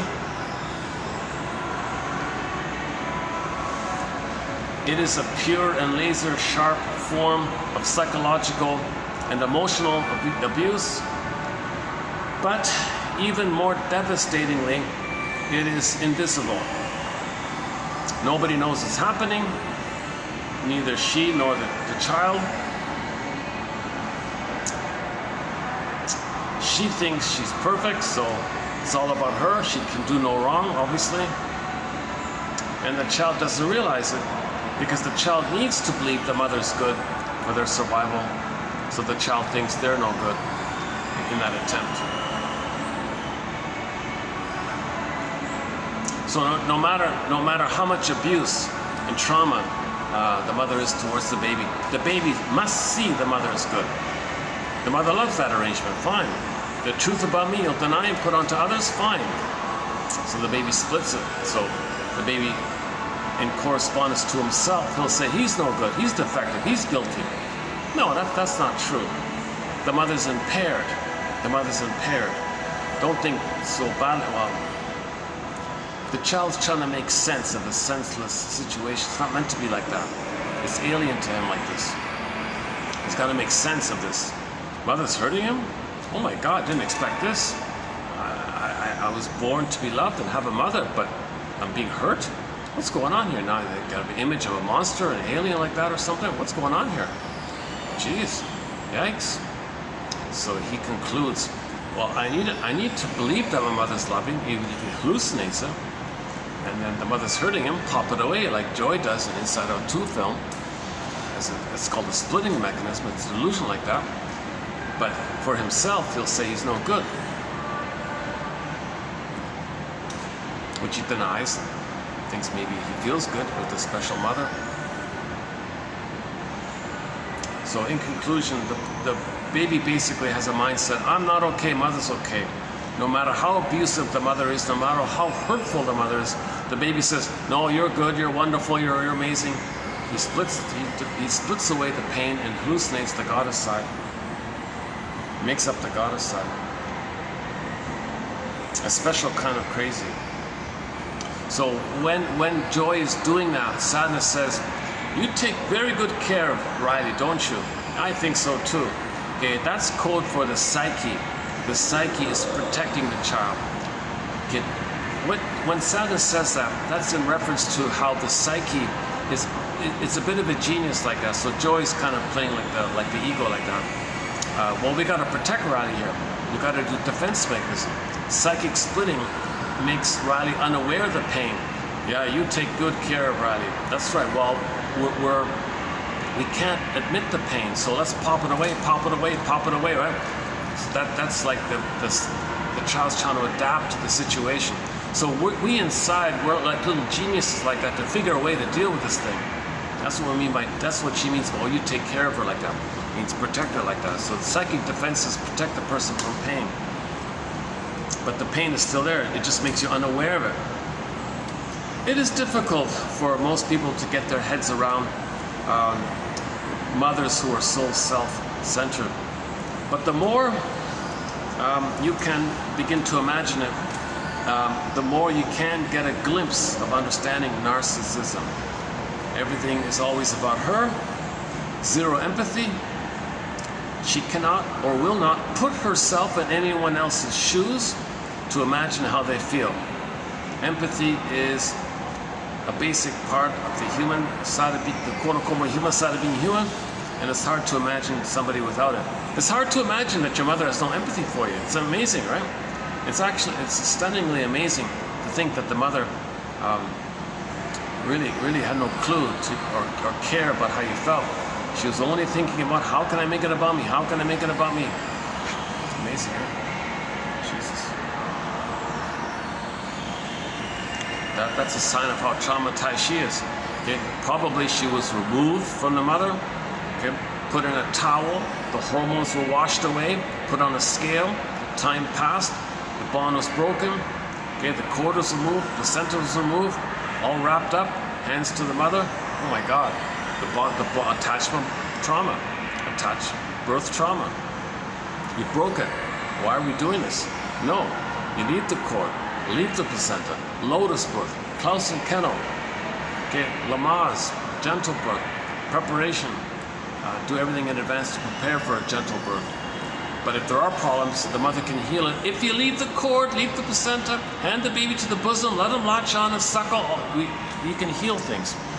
Oh, in the name of pillage and plunder, we don't want a child with empathy. How do we make him pillage, give others poverty if we don't give him poverty. We have to give your baby poverty, emotional poverty, so he'll give others poverty, because that's part of the psychology needed to pillage and plunder. So in the name of pillage and plunder, we traumatize your baby. Now the father is meant to step in. The sacred masculine is when the father says, no, I don't care. I'm sorry, gynecologist, that you were traumatized, and you want to traumatize my baby to say that you were traumatized and you don't even know it, and you're repeating it. I'm sorry that happened to you. In the meantime, no, you don't traumatize my baby. I'll take it from here. I'll hand the baby gently to the bosom, and you get out of here. Okay, everything's fine now. We'll take it from here, kind of thing. Whatever. Or the father's got to just protect the baby from this cruelty like that.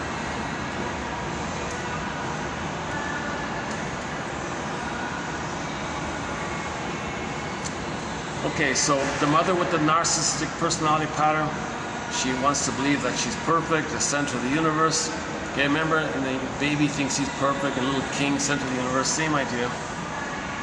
Obviously, she can't, no apology, never does any wrong. Why? If she's a little god, everything's before her, she's the whole universe. There's no sense of her making a mistake and having a feeling. She didn't get to that place of having a feeling first, like that. So everyone has to acknowledge that she is the center of the universe and perfect, and treat her accordingly. It is not enough for her to know that she is the center of the universe and perfect. Oh no, everyone else has to do this too, or at least behave in a way that respects her position and constantly reinforces this belief for her. For her. The main way she knows that someone is honoring her neurotic, narcissistic position is if they're paying attention to her. Okay, so she's an emotional vampire, emotional Paris, whatever you want to call it. Very outer focused. She needs, okay, this kind of attention. Now she prefers admiration ideally, but if she can't get admiration, fine, she'll take fear.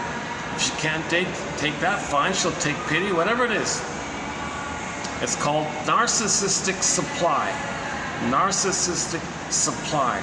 This constant like little response, because she's constantly stuck trying to get that constant craving. Where's the oneness? Where's the oneness? It disappoints, get it again. Disappoints, get it again. Disappoints, get it again. It's like the baby crying, mother, where are you? Where are you? Where are you? Like that. So the baby needs a supply, right? But now the baby's not addicted, but later on when you go back to it, it's addicted. It's described as being like a drug for narcissists. So the little white flower now, okay, when a person is older and they're going back to try to claim it up, you're blipping up the bliss you had. The little white flower is named for that, because that little white flower gives people an illusionary blissful feeling. It's not only that, it's like a kind of food for them, a kind of psychic survival for them. Not only a drug for them, but it's like a food or drink for them, she says. You, as her daughter, are in a very good place to give her this narcissistic supply. Of course, she's got full immunity. There's the daughter. She needs supply. No one's watching. Mother knows best. She can do what you. All right, baby, you're gonna give me supply. I'm gonna hurt you, so you always respond to me to make this trauma bond. So she gets the supply like that. So that's the mother doing that has the Jocasta style. And the daughter ends up with the electric complex, because the electric complex means the mother complex. The mother complex means you didn't get enough love from her to separate from her, so you got this stuck complex, this problem like that. You, as her daughter, are in a very good place to give her this narcissistic supply. You're available, and you've been trained to provide it since birth. Your condition. It's an endless job, as her tanks need constant filling. She needs attention constantly, not occasionally or intermittently. Her tanks are more like a sieve than a waterproof container. So nothing contains, there's no time, she can't remember it. She gets a response, whoop, no memory, like there's no time. It doesn't change the wiring. No time, do it again. No wiring, do it again. No wiring, do it again. It's like a sieve like that.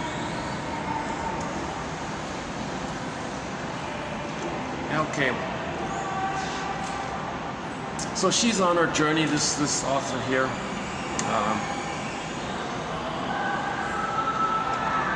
You know, and maybe she uses this knowledge as to draw people in, you know, to meet her narcissistic supply needs. It's possible a person with a narcissistic personality pattern can use knowledge about narcissism to draw people in to get attention. It's possible that might be the case. Now this other young one here, I don't know about that one. She's really young, like 21 or I don't know, really young one. Okay, so here's the second one here. This is on a variety of topics. Okay, so her main slogan is a good one. The idea that when you have feelings and you think, oh, I don't know, it could be like a hole, I can't get out of it. No, that's because you're not truly feeling. If you're truly feeling, you'll get through the tunnel. The only way to make feelings go away is to feel them. You're not in a hole, you're in a tunnel. So you feel stuck. I'm in a hole, I'm stuck in a hole like that, your feelings. Okay, no, that's not true. Go a little deeper. If you can go a little deeper, you'll get through it.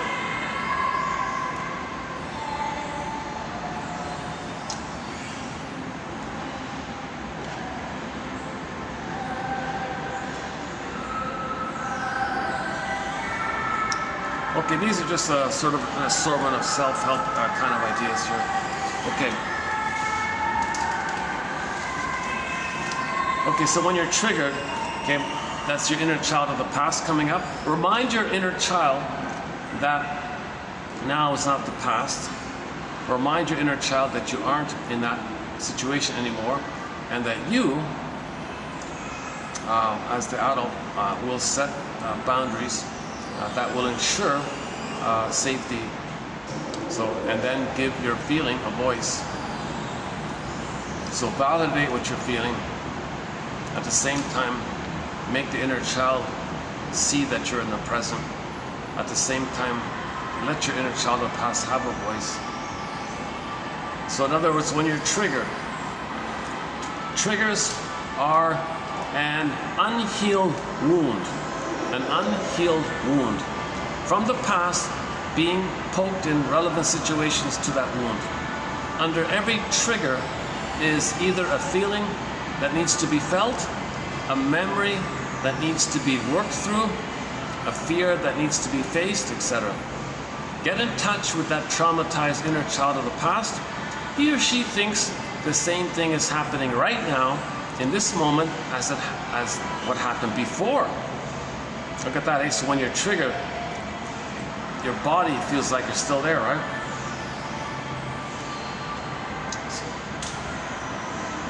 So when you're triggered, the thing in the present that triggered you, that just was a catalyst to know how you felt in the past.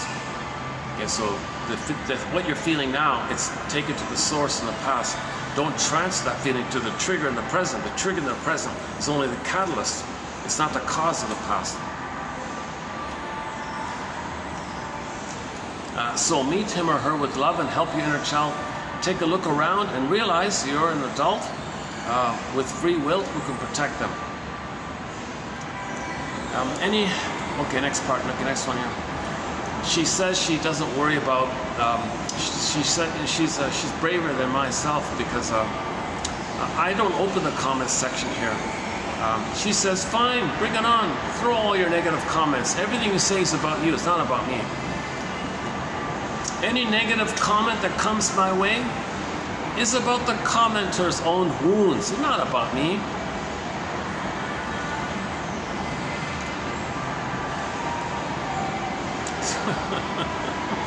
I can't believe this girl's only like 20-something when she's writing like this. See, everybody should have, she's a bit of a, maybe a good example for where we need to be at. Like 20-year-olds need this information. We shouldn't wait till we're like 60 or something, or whatever, 50 or something.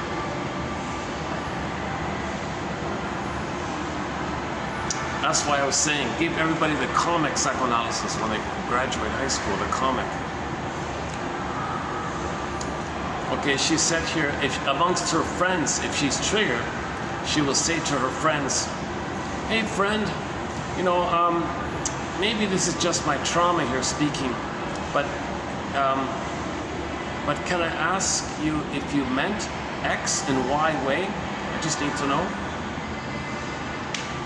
So make an I statement. Okay, so this happened, I felt this. So that's a major thread, how to make an I statement. 2360 Susan Campbell, good place to start. Emotional trauma is about making, your trauma is making real decisions for you today. Look at that, your decisions that you're making now, your childhood trauma is doing it for you. Can you believe it? And go to Ginger Rogers' film, Lady in the Dark. So she's an adult, a business executive and all this, and a billionaire or whatever. She says to the shrinker man, I can't believe it.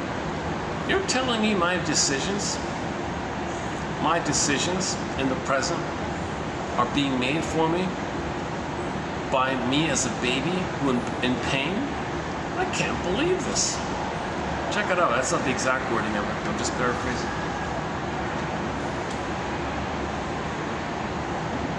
Okay, next one here.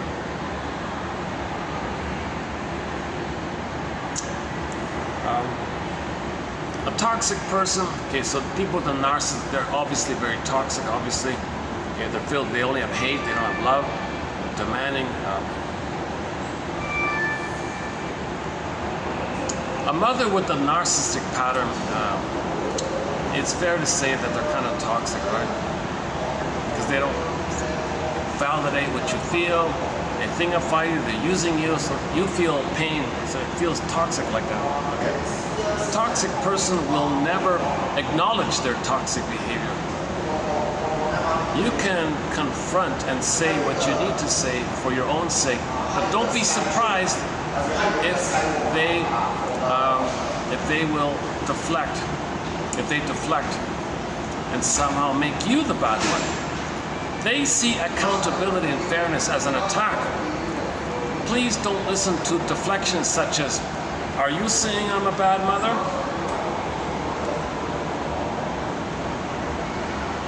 That's pretty toxic, right? Yeah. You're saying, mother, when you said that I felt hurt. Are you saying I'm a bad mother? That's a deflection, right? Okay. Writing down your traumas help. Writing down my traumas helped me feel a sense of justice, because there was a record of all the crimes committed. And here again, she also talks about the mother being the criminal.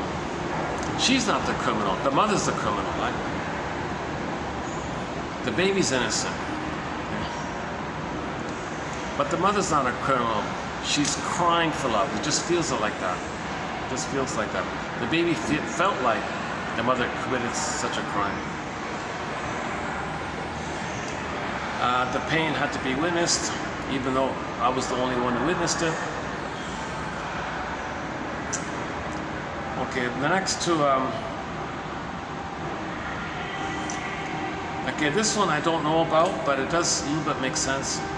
I recently discovered a tight spot on my cheek, very close to the jaw point. I can relate to that. Yeah, so notice that there's tension somewhere around here, right? If there's some kind of tension, right? I pressed, and before she went to bed, she pressed it.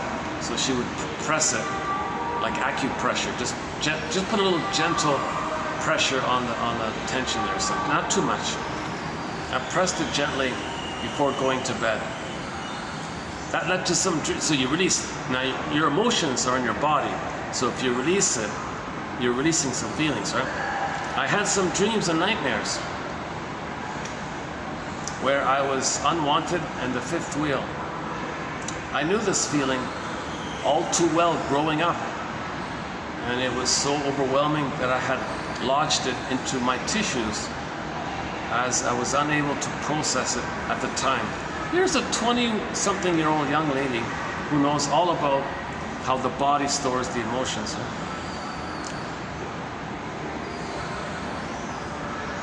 Okay, last one here. So I don't know about this one, but she says, how about just try this, or just consider this idea. Go outside and pretend, and run for it. Pretend that there's a bear chasing you. Just pretend, not real.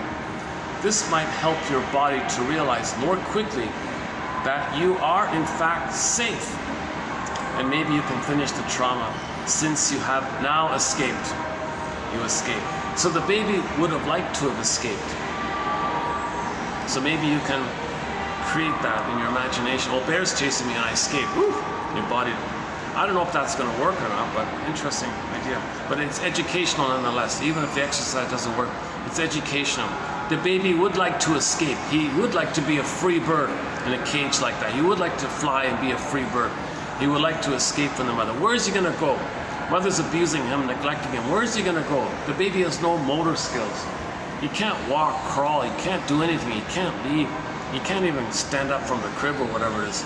He can't go anywhere, right? He would like to. He would like to flee. He can't. So now he's overwhelmed in a corner. Now he's got to fight with the mother?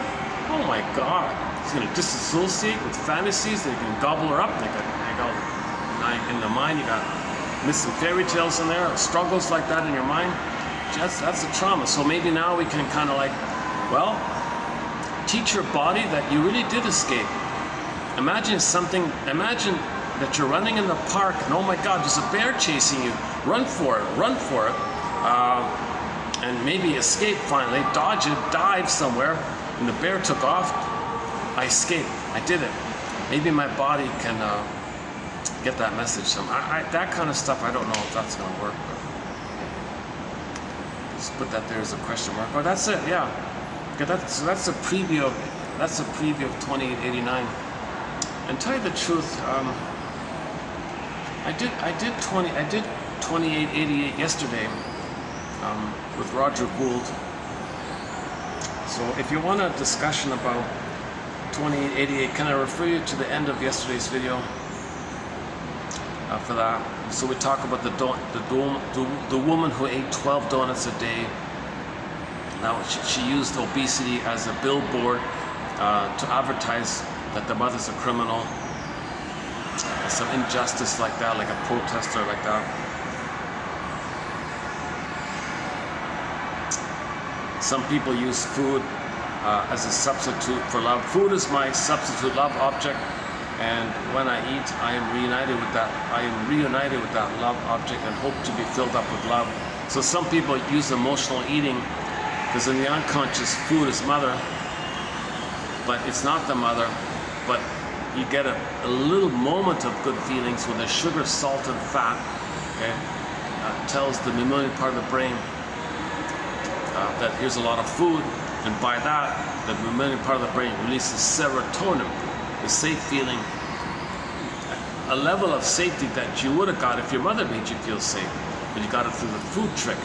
So now you're looping it around, hoping to have a circuit that gives you a regular supply inwardly, not always dependent on the food trick, because that perpetuates the pain. And the food trick, food trick, this negative loop like that. And you're getting older, more pain, more, now we're gobbling the planet like that. Destroying the planet for a quick buck.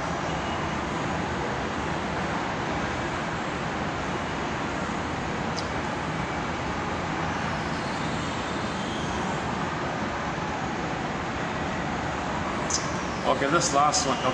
I'll leave the last one here for your reference by Aldridge.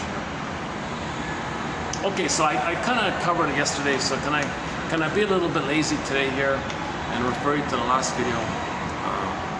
If you want a discussion on it, it's pretty clear, straight. If you read it on your own like that. But yeah, so I'll talk more. So 2889. I'll redo this what I just did again and see if I can add something to it. Narcissism is a major thread in our collection, so I'm glad to add more quotes on it. Now, what's interesting about this is between the daughter and the mother. That's called the electric complex. So it's very brave for a daughter to try to confront the mother and call out the mother for this and find some way to have emotional freedom from the mother. So you got to understand her, forgive her. Okay, Bruce Springsteen, Independence Day, Toronto.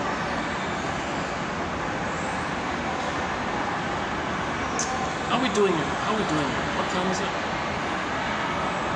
I can't even see anything. It's also darker. Battery's holding up, 3:45. Yeah, let's the kids are gonna come. There's a school near here. The kids are gonna flood the park pretty soon. Maybe I can sneak in a few minutes before that happens. So let's go down to the park, set up there for a few minutes, and any final closing comments. And we'll make this a bit of a shorter video, I think. Oh yeah, 2 hours. Yeah, look at that, eh? That's funny, eh? I feel like I'm in a rush today for some strange reason. This is a shorter video. I'm not fully relaxed today for some reason. Maybe it was those billboards or something. Yeah, a combination of little things, right? But yesterday was okay. Yesterday was okay. I thought that was okay. I think we've done a lot of good videos recently. On occasion, there's a bit of a dip like that. Today, I didn't include much of the core material, so today's a little skimpy in the material-wise. Nevertheless, I still hope something was of interest. Okay. Now, the exercise is to pick one a day, right? So for today's batch, there's 1, 2, 3, 4, 5, 6, 7. So there's 7 here in 88. By 5 by Roger Gould from his book called Shrink Yourself. Very good book by Roger Gould. I like how he wrote the foreword to one of Alan Chinnon's books. That was good of him. Roger Gould. One by Sandler and one by the Aldriches at the end there.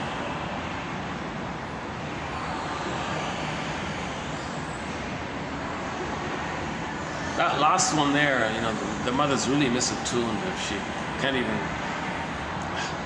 meet the basic rhythm of the baby like that. There's a problem. The baby's vomiting and constipated and all this stuff. Jesus Christ. That's a huge misattunement. The mother can't even, so callous. Because she's so narcissistic, she can't see the baby's feet. The misattunement there. But there's no rapport there. Babies need a rhythm of safety and attunement and recognition. Let the music play on, a rapport back and forth. So baby, chord, placenta, mother, mother, placenta, chord, baby, do, re, mi, 1, 2, 3, A, B, C, do, re, mi, A, B. That's got to continue. Baby, nursing, mother, mother, nursing, baby, baby, nursing, mother, do, re, mi, 1, 2, 3, A, B, C, rhythm of safety, back and forth, attunement, let the music play on, like a flow like that. I got a line on you, I got a line on you, we got a rhythm there. Mother understands, recognizes, considers, makes the adjustment. Baby has the memory of that. Now he has empathy for himself. Mother soothes him, he can soothe himself. Mother sees him, he can see him, recognize himself. So how the mother treats him, he wires it in, going to treat himself like that. Mother hurts him, he wires it in, he hurts himself. It's called inner critic, thinks everyone is criticizing him, and self-fulfilling prophecy like that. Because he'll behave with that belief, people reject him. Yeah, go to the Ellen story in the comic psychoanalysis, Ellen. That one there. So there's too much pain with the mother. When the mother hates him or criticizes him, he disperses that onto everybody. Thinks everybody's hating him or criticizing him. Then Ellen would clam up. People thought she was a snob.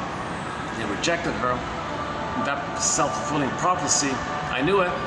So she created it by projecting the memory of the mother onto everybody. And she's that kind of thing. Now let's go down to the park. It's kind of noisy around here. I can't believe I'm getting used to this chair, eh? It's my 3rd time using this chair here now. I guess once you get used to it, yeah, I guess you can kind of. It's kind of like a hammock. It's sort of this loopy thing. There's no.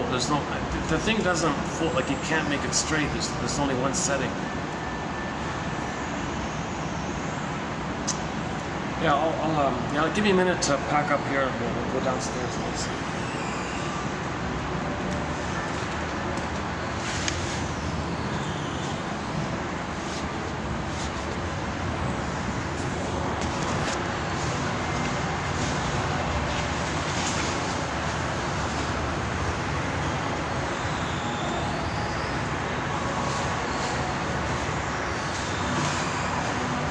Maybe let me be a little lazy and I'll just keep the chair assembled.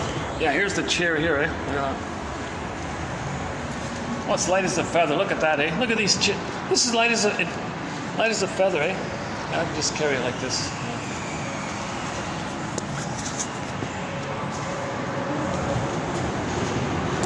Well, like this. Oh yeah, it's just as easy.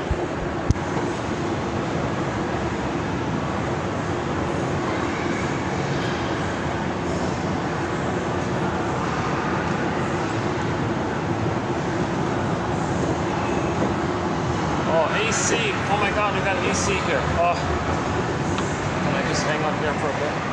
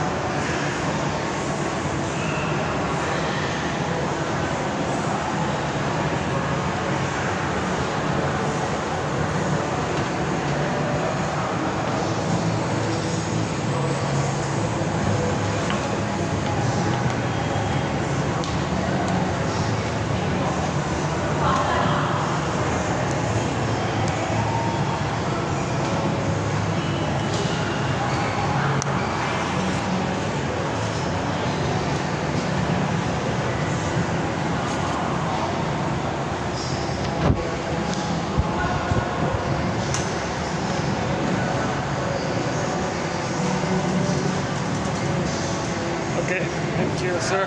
Yeah, good night.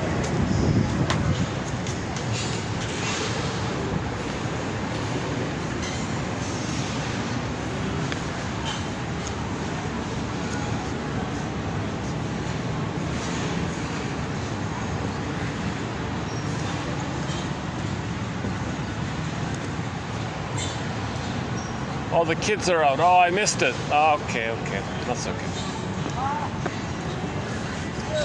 Thought I could skip it. I think we can still find. Yeah, okay, it's still okay. Yeah, let's get over to the.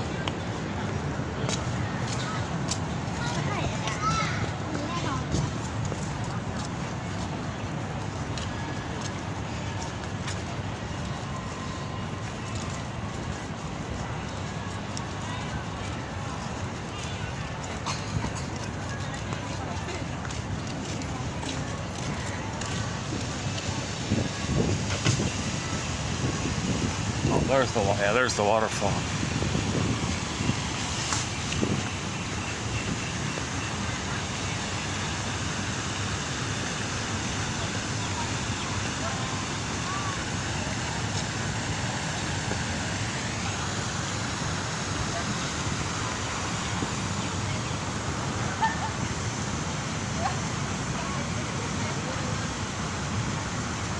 Oh, my spot's taken. Well, let's look for another spot.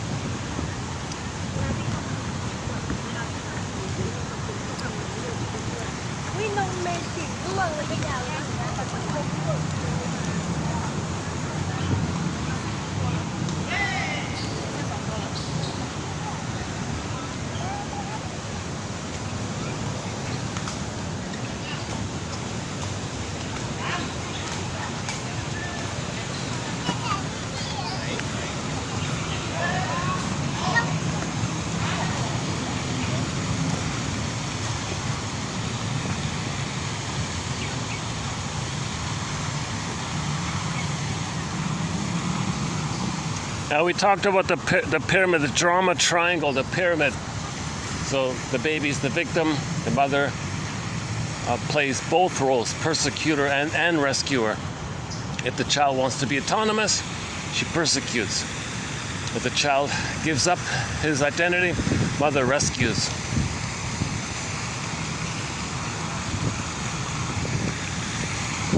Let's see, where can I... find the right spot here. Oh, this should be okay. All right, let's try this.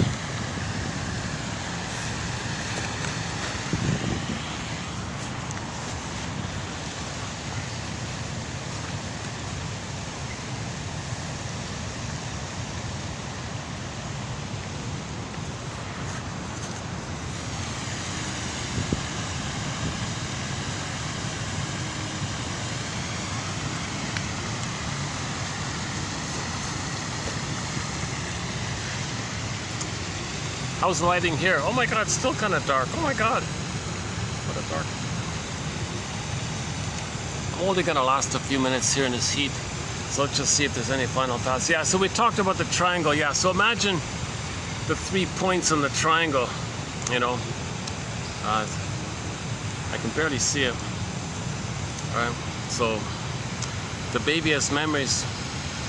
So these are the memories in the baby's mind. He was victimized by the mother. The mother was the persecutor, but when the baby was crying, she came in as the rescuer. So the 3 points like that, right?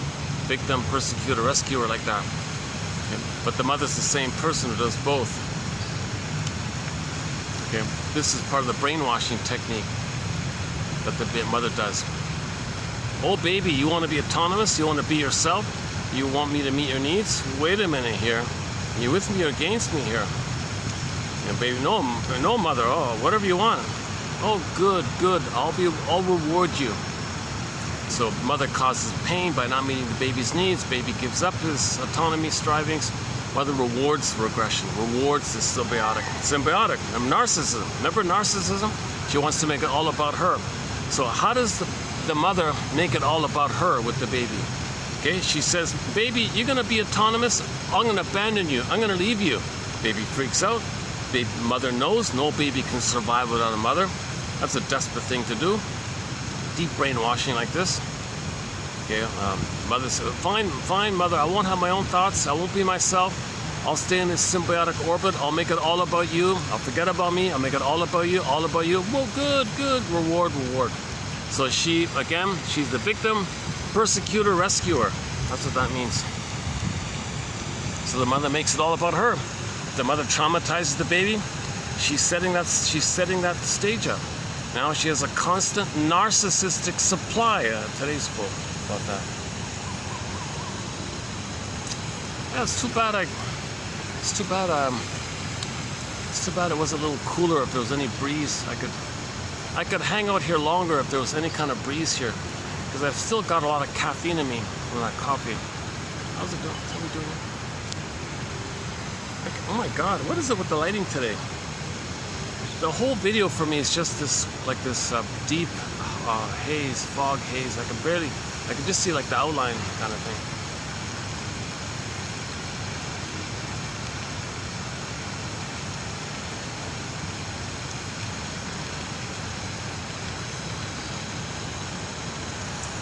But it's nice to sit outside nonetheless. Yeah, let's just hang out here for a minute. It's fun. This routine's not too bad. I take the SkyTrain here to the mall. I walk over to this mall part, this extended mall part. I have the nice coffee. I do 2 hours in the noisy mall. And I come out here and close up. It's not a bad little routine, eh? And I'm in the park for a change. Look at that. Got a water fountain here.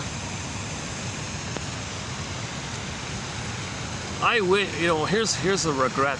Had I known that long ago, it might have been possible to buy a cottage on Central Island in Toronto.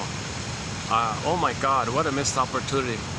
Wouldn't it be nice to live on Central Island and have that whole island to yourself, basically, minus the summer tourist thing. Basically, though, you'd have the whole island to yourself.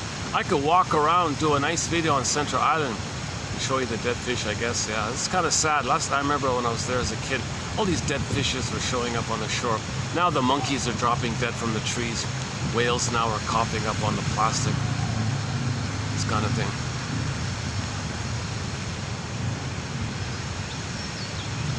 So I think the Disney film Insider 2 is a huge boost to raising consciousness, because now we have a clear image of healing.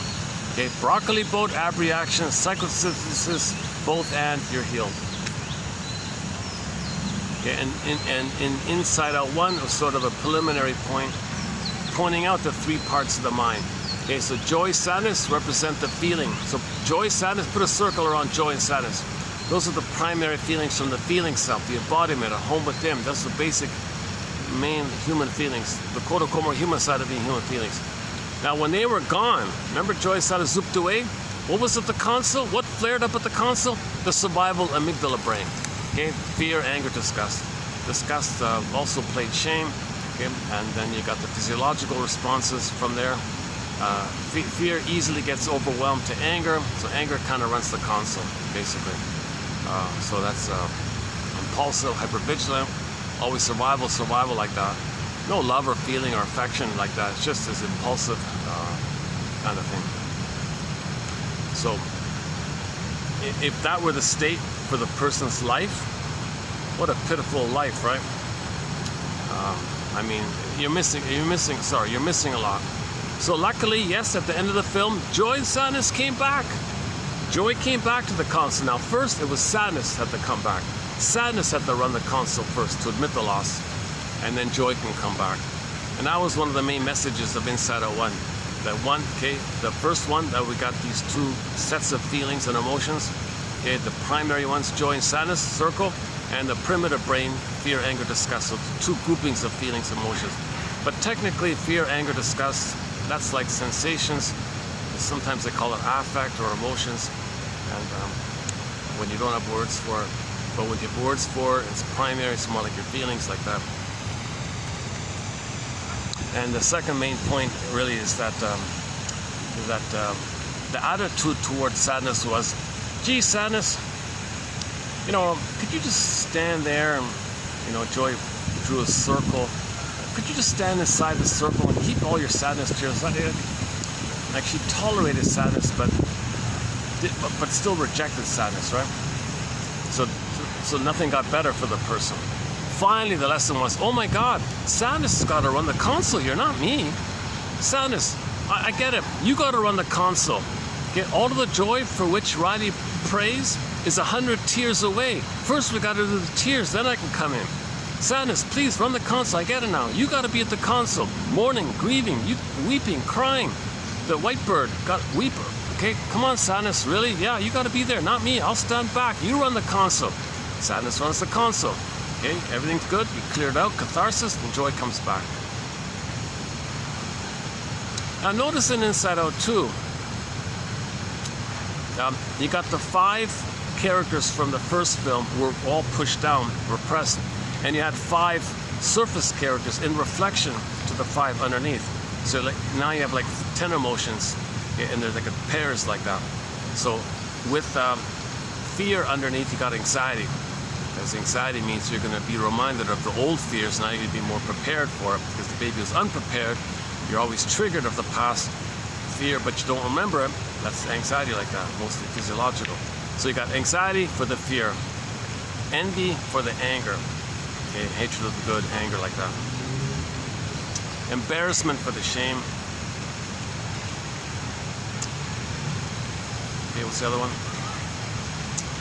Now, with joy underneath, you see, sadness is underneath. So sadness underneath, you got nostalgia as a defense against the inability to feel sadness. You pathological nostalgia, dream about the past because you can't admit sadness. So for joy, what's going to be the flip for joy? Ennui, sarcasm, the sarcasm of ennui. So it's a form of anger like that. But it's a deeper kind of thing, right? So they want to preserve the idea that joy and sadness are kind of part of the golden ball. So but in the healing efforts, yes, first sadness comes up, and also in Inside Out 2, sadness came up first as well, and then joy came up, the rest of them came up. Okay, again, that's a whole discussion, 2840 for that, also in the last video a little bit. Let me, give me a second here. Let me just, let me do some perspiration management here. I have a towel there somewhere.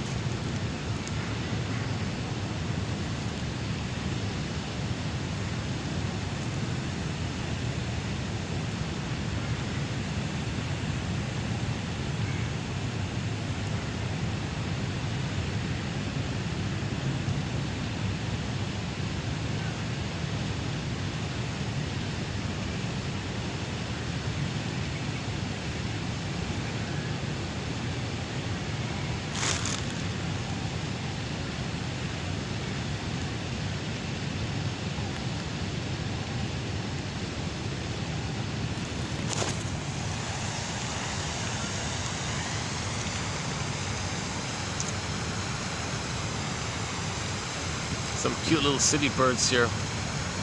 There's this one blackbird with a huge orange beak, kind of cute. And that, yeah, there he is there, yeah, with the white in the feathers. There's two of them there.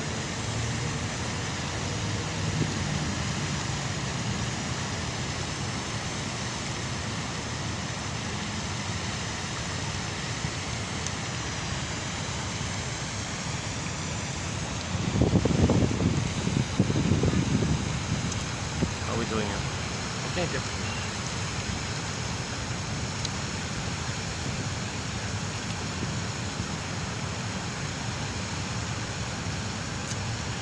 But to realize that the mother had the narcissistic pattern and had the need to make it all about them, that means that the mother's severely traumatized, that she didn't get the oneness needs met, and she's still trying to get it. Again, when there's trauma, we have the unconscious hope to get those needs met. So you're still trying to get it all the time. She's just constantly trying to get it. That's called narcissistic supply. Always got to get that supply, meaning repeating to get, disappoint, get, disappoint, get, disappoint. Like a supply like that. It keeps them in this relentless hope like that. It's dysfunctional. They've never been to themselves. Get back to the song, I've never been to me. So she can, like she said, I've never been to me. So mothers need to go on the second journey midlife, not just men. Women need to also go on the hero's journey, the heroine's journey, whatever you want to call it. The second journey midlife. Women also need to go on the second. Now these two ladies are, in particular that young one, I'm not so sure how that older one, she may be really deeply involved in it. And it's possible she's co-opting information about narcissism to get narcissistic supply. That's called narcissistic giving, when you share something not to help, but really just to draw attention to you. So it's a gift, but it's narcissistic because it's to meet their narcissism. They want attention for their supply like that. I don't know her too well. I'm just kind of guessing, because when in the interview, she really sounded kind of. She made all this really hostile innuendo and said some very dehumanizing kind of things all the time. Showed a little innuendo towards severe mocking of the idea of like no way she's gonna forgive the mother. Like, she doesn't believe she can forgive the mother, I think. Or she's still in too much anger. Maybe she's still in a state of too much anger with her. Although she did share some little insights of hers about that. What's the book called again? It's Not You, Your Mother's Crazy. Catchy title. It's not you, dash, your mother's crazy. Catchy title, right? And the other self-help book is called How to Trick Yourself into Having Feelings. Something like that. Tina Gilbertson's line for that is her book called Constructive Wallowing, meaning you put a dash between the W and the A in that word, meaning constructive allowing. So positive wallowing, constructive wallowing, like allowing. So the best way to beat bad feelings is to have them. That's the tunnel theory again. You want to stay with it to get the feelings to come out, be spacious and move through you like a flow like that, like a wave like that. You want to be a surfer, she says. Ride the wave of your feelings like a surfer rides a wave. So you want to stay with your feelings. Treat your feelings like a guest. Okay, then enter the poem, The Guest House.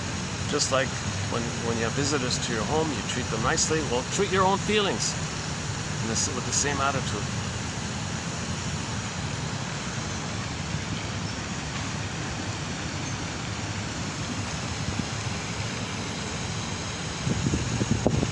What are we doing here? I've got a bit of a breeze at the moment. Yeah, maybe I can hold out a few more minutes.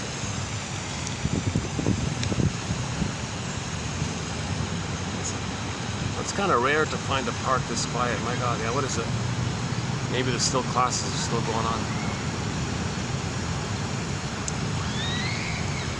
Or maybe some classes let out, the others are still in. Or maybe they're all in detention. Oh, hold on a second. Let's let these people pass by here. Hold on a second.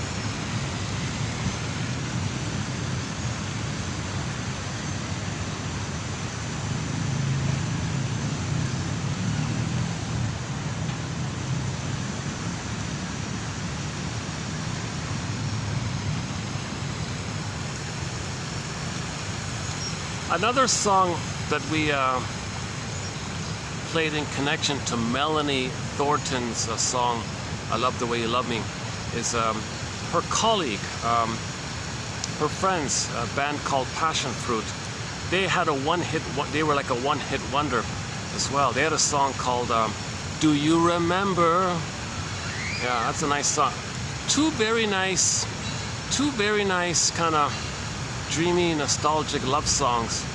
Is Do You Remember by Passion Fruit, a German band, and Melanie Thornton, who is a German-based singer. She moved there when she was a kid or something and developed her career in Germany. But Melanie Thornton and the Passion Fruit band, okay, they were on a plane flying to Switzerland or something, and a little mystery there, sad story there. But those two songs, if you just want a fantasy escape, if you want a pathological nostalgia in a benign way, check out Do You Remember? All I Need Is. You'll see like a winter scene, like there's a tree there with snowflakes on it. That's the front image of it, called Do You Remember by Passion Fruit, right? And then Melanie Thornton, I recommend her live ones. She's got several live on stage ones. In particular, the cozy one called the Top of Pops or something. The Top of the Pop or something. Like those countdown things. She opened up for Tom Jones. Yeah, Melanie Thornton was the opening act for Tom Jones back then. Singer Tom Jones. What's new?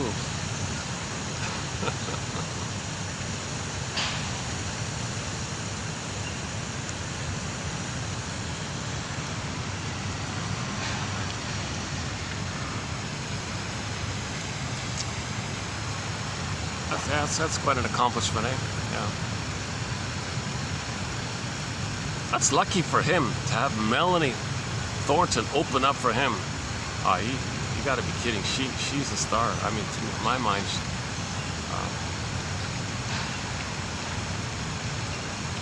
a lot of tributes, a lot of sad comments about her loss with the plane thing.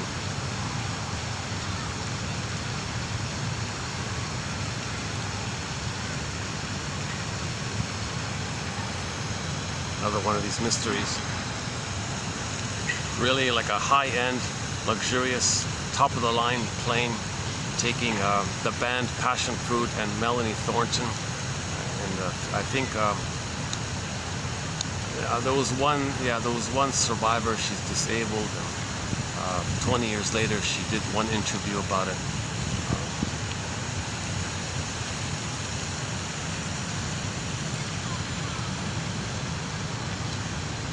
It's funny about these planes. Hey, we talked about the Leonard Skinner one. They also had a plane problem, right? Leonard Skinner. We talk about their song Freebird. And this bird will never change. There's a pigeon. We have one pigeon joke in our collection here on our humor thread. The pigeon joke. Should we do the pigeon joke? There was a lady who was a bit of a puella. She didn't want to face time. She didn't want to face mortality. Okay? She was still trying to save the parents, wanting to redeem the parents. Still had this narcissistic dreams of narcissistic supply.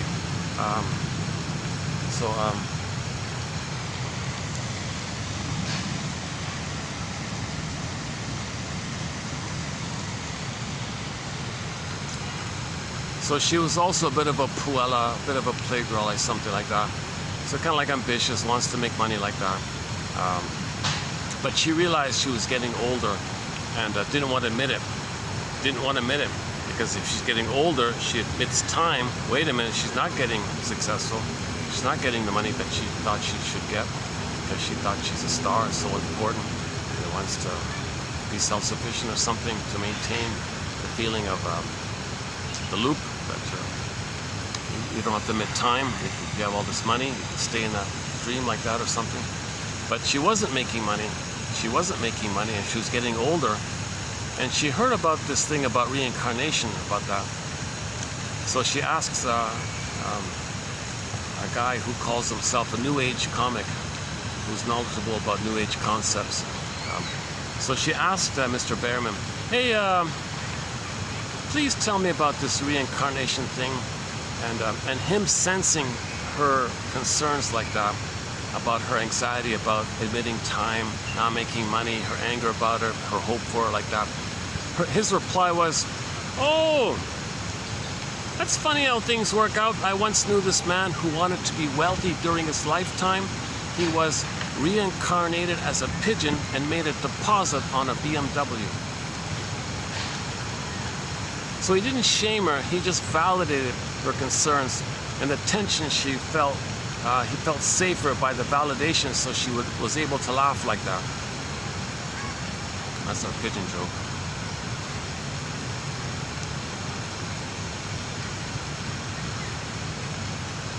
So jokes that are kind of like that, that may be helpful or something, or validating, doesn't put you down like that. That's considered a little bit healthier like that. But jokes that are based on the perverse pleasure of shaming your own soul by projecting your soul onto others as scapegoats, as proxies for your soul, and shaming them because you're the one that does the shaming, and you get the narcissistic, blissful white flower feeling that you're giddy one with the mother. That's a perverse pleasure to shame your own soul like that. So that's called Schadenfreude. So a lot of jokes, the put-down jokes, shaming jokes. Okay, others are so dumb like this. How dumb are they? So on. That's trauma in the earlier place. Trauma in the latter place, post 18 months, it could be more playful, more helpful like that. Like another one by Behrman was, somebody asked him an either-or question. Are you an evolutionist or a creationist? Come on, which is it? Either or. Take a pick. Either or. It's either or. Oh, hang on.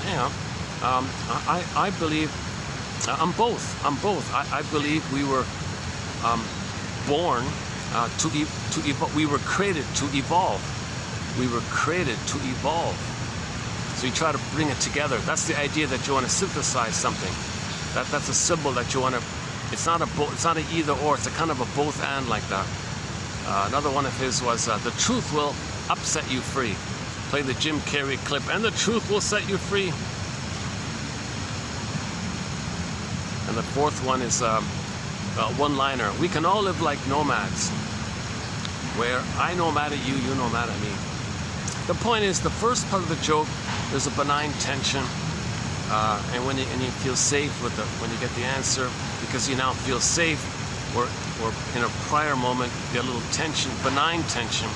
It was like a benign violation of your expectation, a little tense, like mystery. What is it? Suspense. You got the answer, you feel safe, so tense, safe. The release mechanism is humor like that. Like, yeah, I just saw a couple of clips on that old Candid Camera show, right? So you'd see these people a little confused about the scenario. Then they say, smile, you're on Candid Camera. Oh, it's all a joke. Okay, it's safe, it's not real.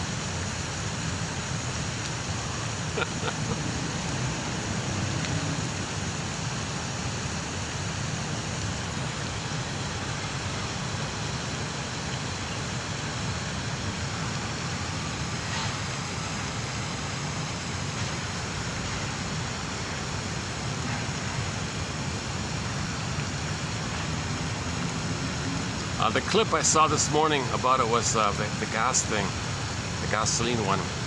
Usually it's like in the old days, like $1 a gallon or something. So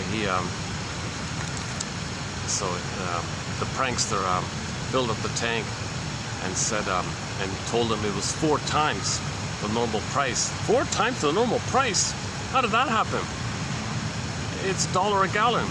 Oh no, we changed it. It's $1 a quart. and there are 4 quarts in a gallon. What? You didn't tell me that. I gotta pay 4 times the normal fee? Well, that's because you're paying $1 a quart, not $1 a gallon.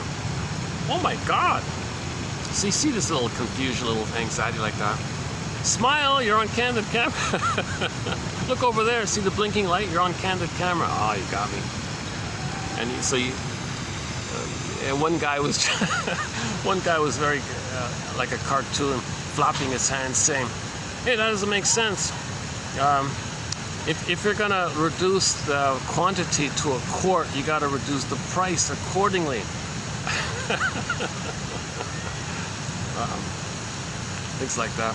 And one lady said, "Oh, I didn't know that. Take it away. Pull it out. I don't want it. Take back the gas from my tank. Siphon it out." One lady was like, what's the other one? There's a couple of others in there. So the point was they were all a little confused, a little tense, but it was benign, right? And then he said it was all a joke. Oh, they're safe, and everybody laughed, right? Like that. So the humor is kind of based like that. The first part, there's some kind of benign tension, not too much, a little stress, a little confusion, a little unknown, a little tense like that. You get the answer, that you can, the camera, it's all okay, whatever it is. Knock, knock, who's there? Oh, you laugh like that. We can all live like nomads. What? Tension, nomads? What are you talking about? Nomads? I know mad at you and you know mad at me. Oh, nobody's okay, safe. Okay, nobody's angry, everybody's safe. You got the answer, you're safe, you're not nomad. So that kind of idea. That's called the benign violation of humor, the benign violation of your expectations theory of humor. That's one theory about humor like that. Grotstein adds in a very important element. If the psyche is based on splitting and projection, called the paranoid schizoid position, the humor is going to be put down humor, schadenfreude humor. For example, if you make fun of psychoanalysis and oh, hold a second. Hi. Where are you guys from? Australia. Okay. From Canada. Huh? Canada. Toronto, Canada. Yeah. Similar kind of thing.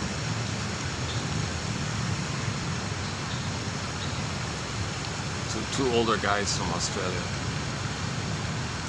One is very informally dressed. The other guy looks a bit like me, kind of a little more formally dressed.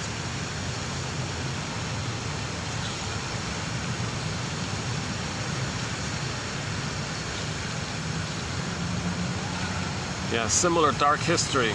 My God. Indigenous people. Ugh. Oh boy, that's a huge topic, eh? My God. But that second guy, the friendlier guy, he kind of looked like he was Italian or something, Mediterranean or something. Eh? He looked a little friendlier. The first guy was the more Archie Bunker type. Don't talk to me.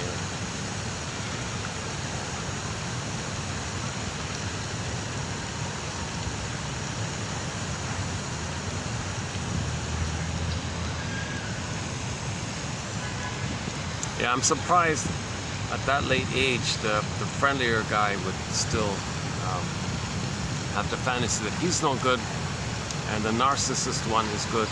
That's called, so the friendlier guy is doing sweet lemons. No, he's not a bitter, angry, grouchy curmudgeon. He twists it, sweet lemons. He's not sour, he's sweet. Because the nicer guy has the childlike place of, I'm no good, you're good. The stinger says, I'm good, you're no good. So it kind of fits like that. So I'm surprised the second one didn't wake up to that yet. He's already in his 60s like that. Or maybe they just met here or something. Maybe just acquaintance or something.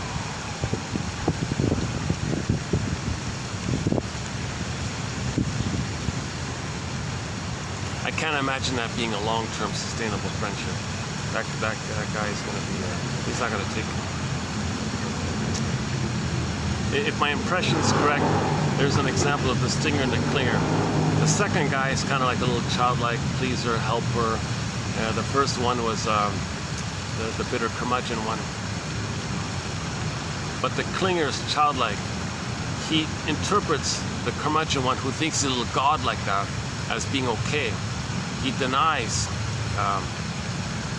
he distorts reality, he wrenches reality, he twists it to fit his template. I'm not okay, you're okay. The stinger says, I'm okay, you're not okay. The stinger doesn't care about the clinger. He's just glad to have somebody to shame, devalue, belittle, hate, think no good of. He just needs that supply, narcissistic supply. He's going to respond, he's going to look at him, think it's good, he's mirror him, he needs a supply like that. So the clinger is providing a constant supply to the stinger. And the clinger, he goes along with it because he's still in a childlike place of the template. I'm a helpless little child. I need someone strong to be my parent. Okay? He doesn't realize that the stinger is not a parent.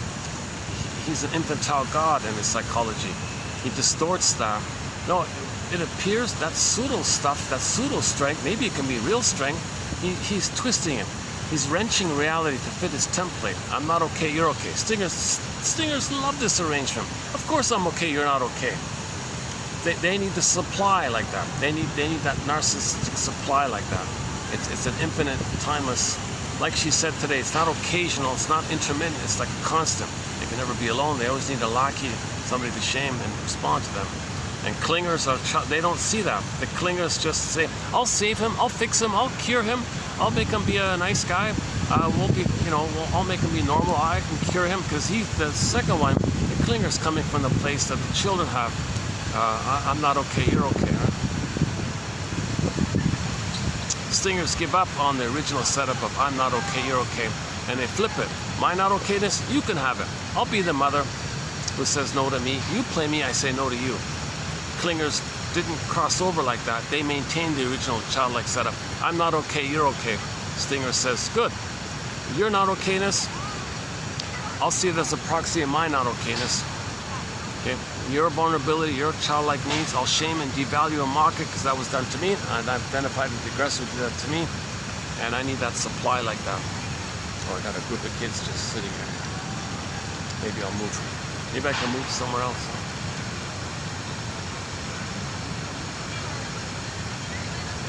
It's funny about those two guys. The one looked really friendly, like he looked, I could easily say, where are you guys from? The other guy was like really gruff. It's funny like that. If they were both gruff, I wouldn't say anything. But that second one, I saw a bit of myself in him like that.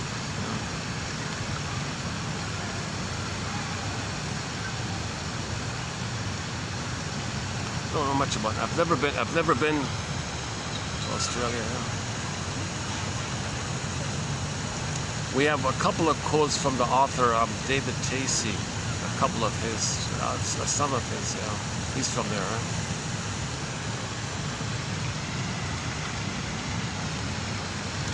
Right? Actually, there is a self-help author from there. We have quotes from. I forgot her name.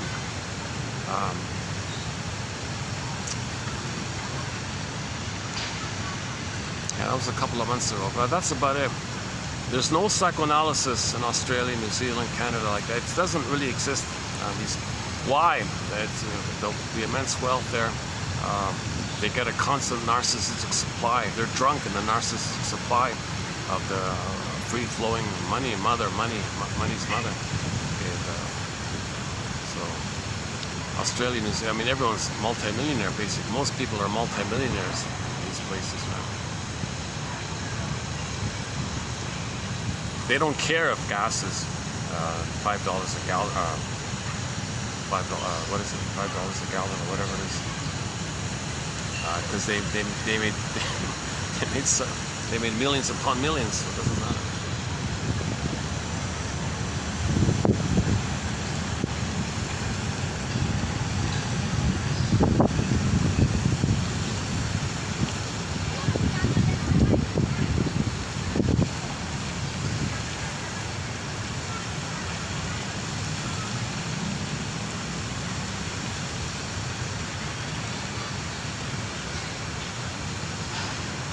Yeah, that first one had a extremely stiff physique, and he looked kind of tense in the face.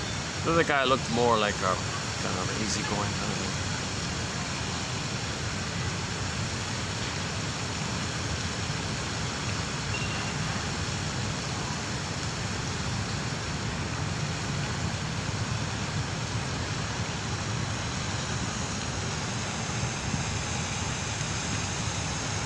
Maybe they're work employees or something.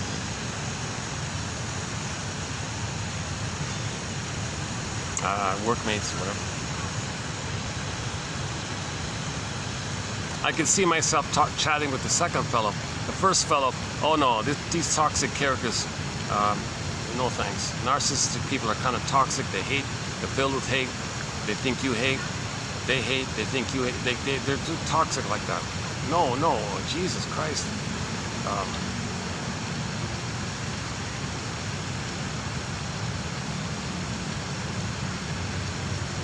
At least with the childlike types, they're more benign like that, or kind of they're more like a child. They're still kind of a little bit innocent like that. It's naive. They didn't grow up yet. Stingers don't bother with human growing up. They want to play infantile God, and they're addicted to it. So that's a big difference like this. Ironically, the clinger is a little bit sort of on track, because clingers can make I statements. They can free associate. They can get on the broccoli boat. Okay, they can do those kind of things, and they have some gratitude and some reparation ability is in there. The problem with the clingers is they never got a response from their parents during the now Voyager phase, where they learned about something. Hey, mother, father, look what I discovered. Oh, I'm busy, leave me alone. Oh, if I learn something, my parents dump me. Okay, don't learn anything. They passed over the 18 critical time, 18 months. But from 18 months to 36 months, they need support where the parents say communicative matching, improv, yes and the parent functions as a secure base, providing emotional refueling, giving the basic message, kid, you can explore and learn, and when you freak out, run back to touch base. I'll be here telling you you're safe. You have both. You can learn and explore, and you have the safety. And you can explore, and you have the safety, and you can explore, and you have the safety. This goes on from 18 months to 36 months, the now Voyager phase. Yep. Because and so the child gets the message, he can learn and he doesn't lose the parent. He can learn and he doesn't lose the parent. Again, okay, so on. That goes on for 18 months like that. Because what often happens with the clingers and the pleasers, they explore, they come back, parents are busy, rebuffed. Well, leave me alone, I'm busy. Oh, they give up. So they're kind of stuck at that childlike place. They didn't cross over to the infantile God place like the before 18 months one. So the clingers are kind of naive and childlike and still have this naive kind of hope like that. Stingers, they gave up on that stuff too prematurely and said their soul, others can have it. They'll be the shaming mother and shame others who play their soul, and then hate them because they hate their mother and they defy the mother onto religious shame. So the stingers have a more toxic kind of relationship, a toxic modality like that. Just too much hate going on. They got to disperse it, blow off steam, create excuses, and then bark. And they do trance logic.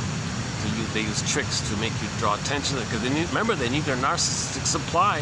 So trance logic is one way to get narcissistic supply. If they bark or whatever, people are scared. They look at them. They got attention.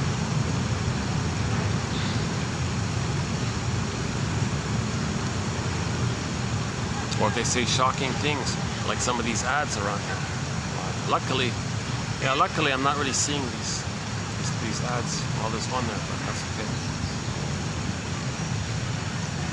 You know, the temperament here, it's friendlier. You don't see bullying. You don't see gangs of kids beating up innocent ones. You don't see that kind of stuff here. There's a more of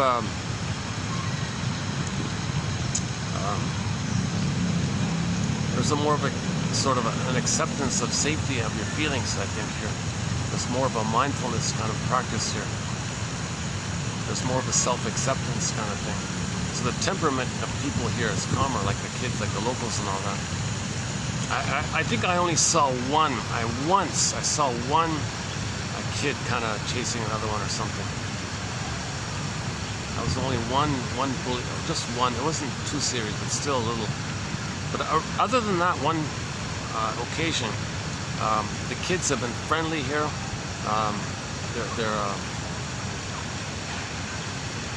There's no violent games like that. There's no water gun games or all that stuff. A lot of sports, a lot of volleyball.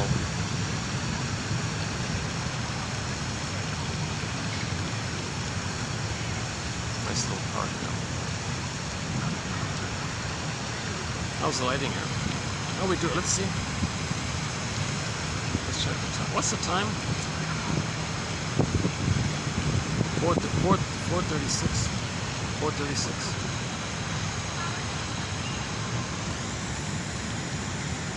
Hold on a second.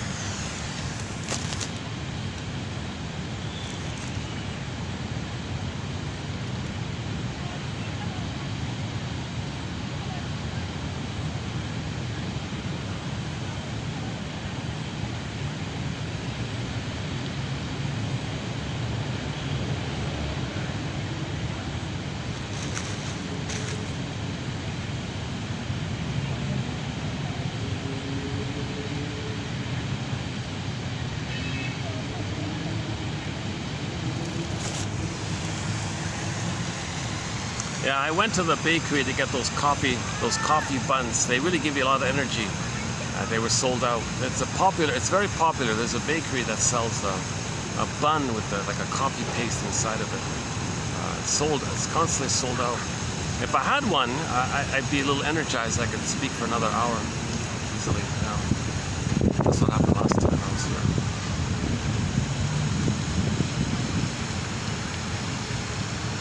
Now the stinger who has the clinger, they hate the clinger. You see, the stinger would rather be with another stinger, and they can have a gleeful excitement where they have the commonality, where they can both agree to hate some third clinger or some third fill in the blank. So they're more energized like that, and more aggression and more tension. So they're more animated like that when two stingers get together. The first thing you do is, since they don't feel, there's a lot of pain and tension. Remember, feeling isn't pain. The pain is because you're not feeling. So because of all the tension and the pain, when the two stingers get together, the first thing they do is agree on who are we going to hate. We got to pick someone we're going to hate. Okay? Someone who's human to play our humanness. Okay? Because we're going to treat them the way our mother treated us. We both have the same problem, and we don't make I statements. You can't make an I statement. I can't make an I statement. You don't free associate. I don't free associate. We just got this bottled up steam like that. So who are we going to discharge it on? So let's agree to pick someone. So two stingers will say, okay, well, fill in the blank. Okay, they're no good. Okay. They're no good and they're bad like that. Okay, good. So we'll agree to hate that one.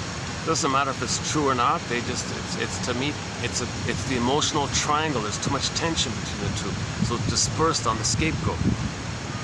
Prejudice obviously comes from there. So they'll agree to. So once they establish the scapegoat, they feel safer. They blow off steam, and they know they're not going to blow off steam on each other. They're going to blow off steam on the scapegoat. Yeah, he's no good. This. Yeah, haha. This and so on. Okay. And then now, once they calm down for the moment, now they take turns. The secret unspoken contract is, all right, you get a turn playing big shot. I'll listen and be your narcissistic supply. And then I get a turn playing big shot, and you be my narcissistic supply. And anything feelings come up, any kind of shame or anything other than that, dump it on the scapegoat. Haha, we'll blow off steam like that. See, when their humor is put down humor, that's the stinger mode. That's what Grotstein was saying. Now, if among the stingers someone brings up something real between them, I didn't like, he said that. I felt you broke the deal. They're gone. They ghost each other. They won't call each other anymore. You broke the deal. They can't make I statements. They can't face that kind of stuff. And then if they do, he'll just shame and they'll fight with each other. Like they'll attack each other. They can't do it. So they'll break up like that. Didn't he many ways?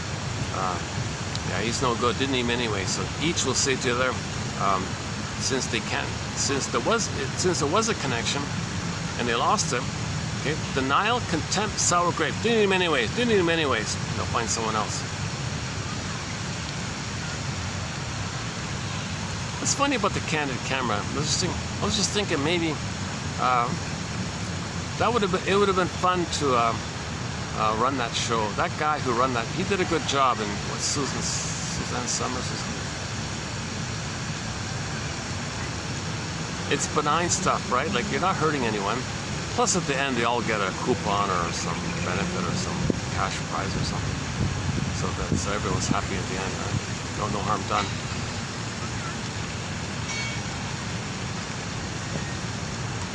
And one comment was somebody was embarrassed about it, so they made up something to save their vanity, and they made a comment about that. Yeah, I thought that was funny. Yeah. So we can sort of see ourselves in their reactions. But it's funny, in all these, maybe there's a lot of editing involved, but I'm sure there are a lot of cases where people said, okay, this is obviously a joke, where's the camera? Where's the camera? Come on, where's the camera? And those ones they probably didn't show you. They only showed you the ones who were fooled so they can say surprise at the end. Surprise! Oh, haha. So I'm sure, I wonder, maybe they filmed like 20, and let's say 15 out of 20 knew right off the bat, oh, this is a joke. Where's the camera? Where's the camera? You work for the Candid Camera show. This is obviously too ridiculous. Like one was the pizza delivery thing. Somebody orders a large pizza. The delivery person arrives, and when they open the box to show the person, it's just this little 1-inch pizza. This little tiny mini pizza like that. Almost like 2 inches or something, I don't know. And you see their reaction. What? What's this? What's this tiny little sample, mini sample? Oh, well, you see, no, that's the new size now. That's the large. That's the large? That's not the large. Well, give me 10 of those. So they would pick people who were kind of fooled a little bit and try to deal with it. But most people probably said, okay, where's the camera? Come on.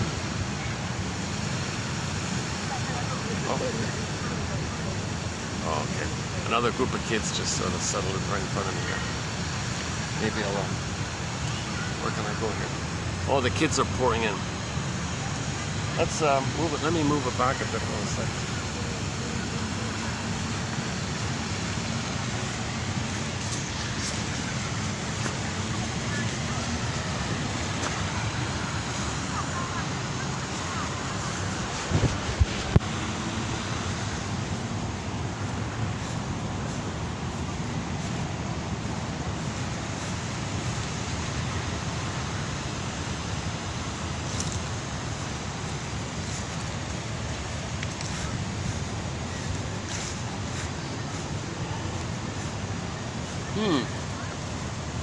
What about here?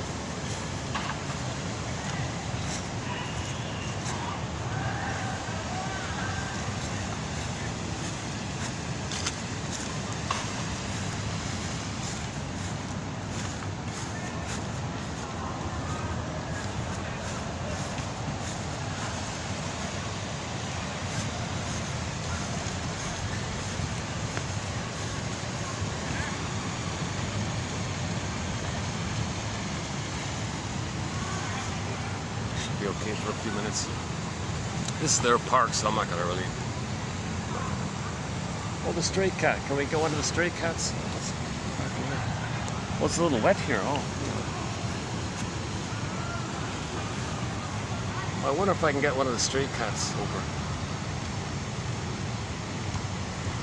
Yeah, they're really nice. The stray cats here are very friendly.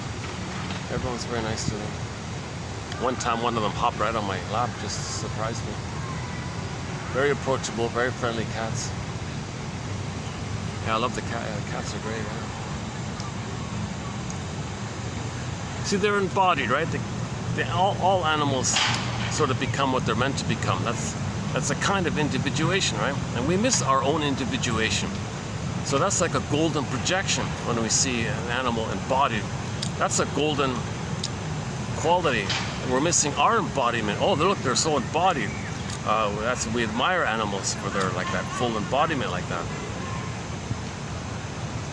Plus, if they're a bird and they're embodied and they're flying, that's the escape idea. Oh, he's free.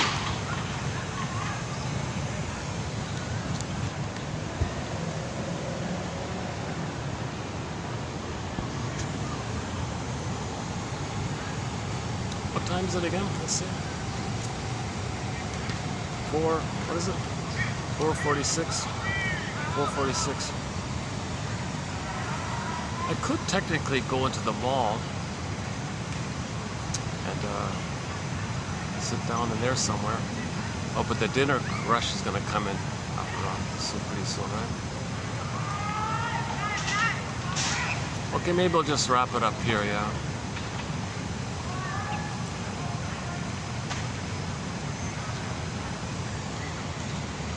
Yeah, but the candid camera show is a good, very good example of the basic psychology of humor. Benign violation of your expectation. A little suspense, a little mystery, a little tension. What's going on here? Then you get the answer, smile, it's not real. Oh, okay, and you laugh, everybody laughs, right? So those pizza people, after the prank, they, behind them they were delivered complimentary pizzas and coupons for more pizzas and things. So they got a reward for participating. And obviously they're not going to film somebody who looks too, it's too embarrassing or something. There must have been a lot of editing involved, right?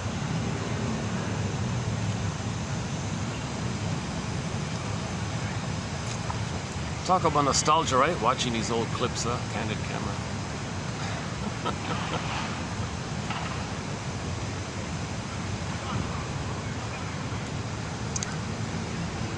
It's funny. I'm not getting the video, the lighting here.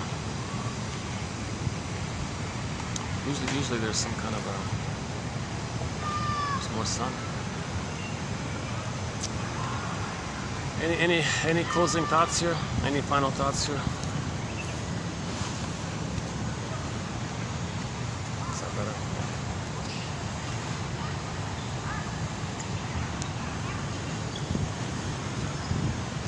Try not to get people on the camera, but I can't sometimes. Yeah, when that first guy, when I asked where you're from, he was really suspicious and paranoid right off the bat. The second guy was relaxed and easy going. Oh, where are you from?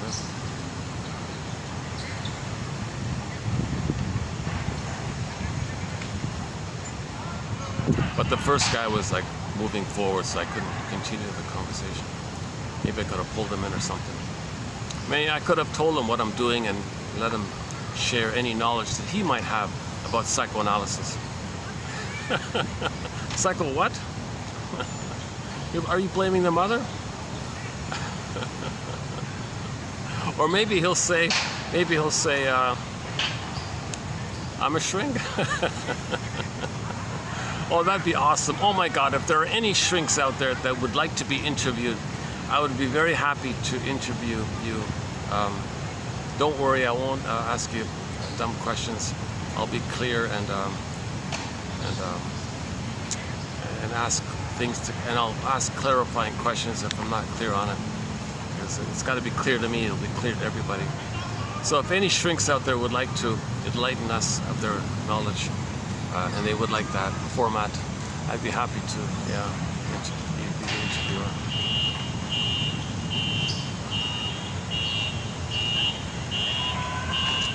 No long stories, you don't got to tell us why you became a shrink. You can cut all that stuff out, just cut to the chase. Just what are the insights? What are the nuggets? Like, what are the insights? The cognitive insights are an important part. And then you build a nest, and then you leave it alone, let it incubate, let it rest, and then spontaneously it may lead to an emotional knowing, a little quiet awakening like that. So it won't be for entertainment, it won't be for vicarious stuff, or it won't be for any kind of fantasy or anything. Psychoanalysis is not a magic breast. It's not about feeling good when someone speaks nicely to you, these kind of things. Words is milk. It's not supposed to be like that. It's meant to help you to think like a shrink. So I'd like to interview a shrink to pick up how they think about things. How do you make an interpretation? Somebody has a pattern when they learned it, to see an example of it here and now, making inferences, past present links, clarifying comments, seems to me, or validating sentences, or or insights around why people are doing what they're doing. That kind of thing. I'm almost done.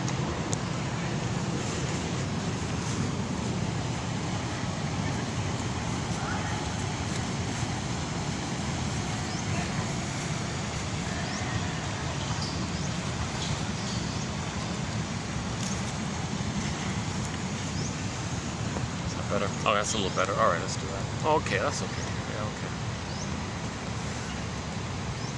Yeah, go. Oh, not a bad little. So I'm right in front of the pyramid. Yeah.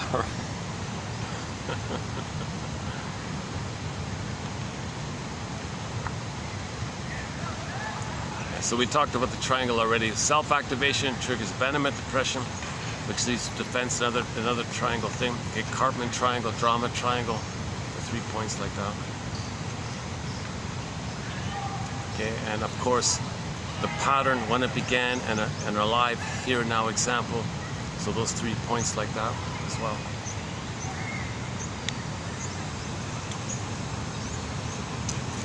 Any final thoughts here? Yeah, not much to say about Australia. My God, yeah.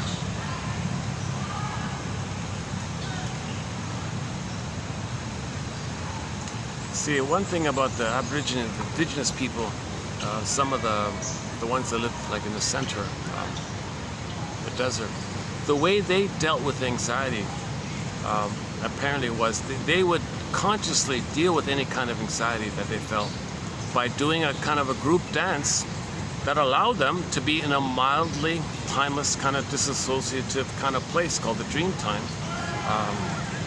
That's maybe one way to deal with anxiety, these kind of dances like that. Obviously, they have anxiety living in the desert like that.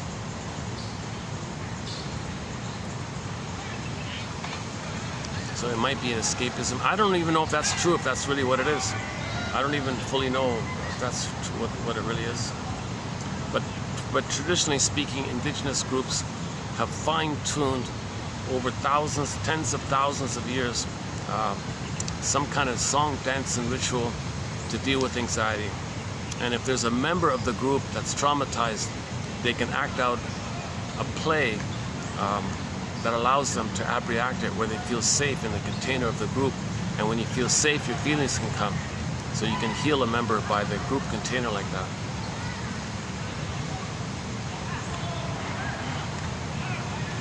But one common thing is the mothers they maintain the traditional way of raising the baby. So all babies were nursed properly and all this. So they're able to say that Mother Earth is good because the mother was good. But in homo trauma, because mother hurt us, mother's dangerous, Earth is dangerous, angry at the Earth, angry at the mother, angry at Mother Earth. The Earth is innocent. You shamed the Earth the way your mother shamed you. Then you think the Mother Earth is your actual mother, and you're angry at your mother. And you express your anger by wanting to control Mother Earth, thinking you're trying to control the mother. As above, so below, inside out. And this is looping around like this. And when technology comes in, it just speeds it up, kind of thing. So somebody said, this AI stuff is just going to speed up what we're doing, kind of thing. So what are we doing? Do we even know what we're doing, kind of thing? Plus, someone said an interesting comment that AI is going to kind of function like the unconscious of the technology. So whatever technology you have out there, the underlying AI is kind of like the unconscious of the technology. So the programmers have an unconscious themselves. So they may program things not knowing their own blind spots and using the technology as a proxy of their fantasies or their issues. So these programmers need to be analyzed themselves, right?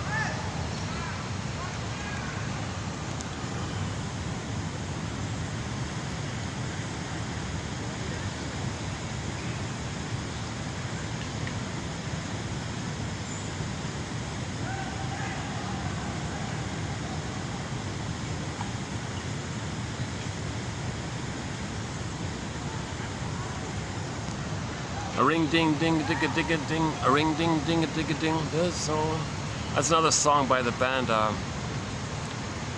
What is it? Passion Fruit or something? Yeah, I wish I could close up with that song called I Love How You Love Me, or Do You Remember Me? Two very nice, really nice, decent, kind of clean, kind of I don't know, childlike love songs of wanting the blissful, perfect romantic union. Do You Remember Me? And I Love How You Love Me. And oh, the Ring Ding a Ding melody is also included in that Do You Remember Me song. So 2 songs to check out if you're interested. Do You Remember Me by the band Passion Fruit. The front cover is very clear. It's a big tree, like a pine tree with snow. It's all snowflakes on it. That one there. And any live version of Melanie Thornton singing I Love How You Love Me. In particular, the one, the Top of the Tops one, or any of the outdoor ones that she does, like on a stage like that. The studio ones, of course, is okay as well. 2 nice songs there. And maybe we'll wrap it up on that note. A lot of new songs, yeah. It's really fun to add. It's really fun to talk about the songs in our collection.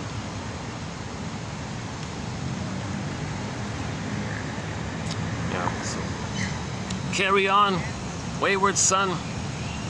So we include Deli Rizdik's cover. She's a young musician from Brazil. Deli Rizdik, spelled with 2 Y's, R-Y-S-D-Y-K, I think. She does a very simple, fun kind of, she's really cute, kind of fun cover of Carry On, Wayward Son. It's just her and with an acoustic guitar, just by herself, like that.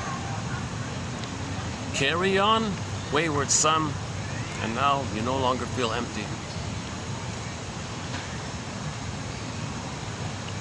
So we'll carry on with our quotes here. We now have 10,000 of these strange quotes, very strange quotes.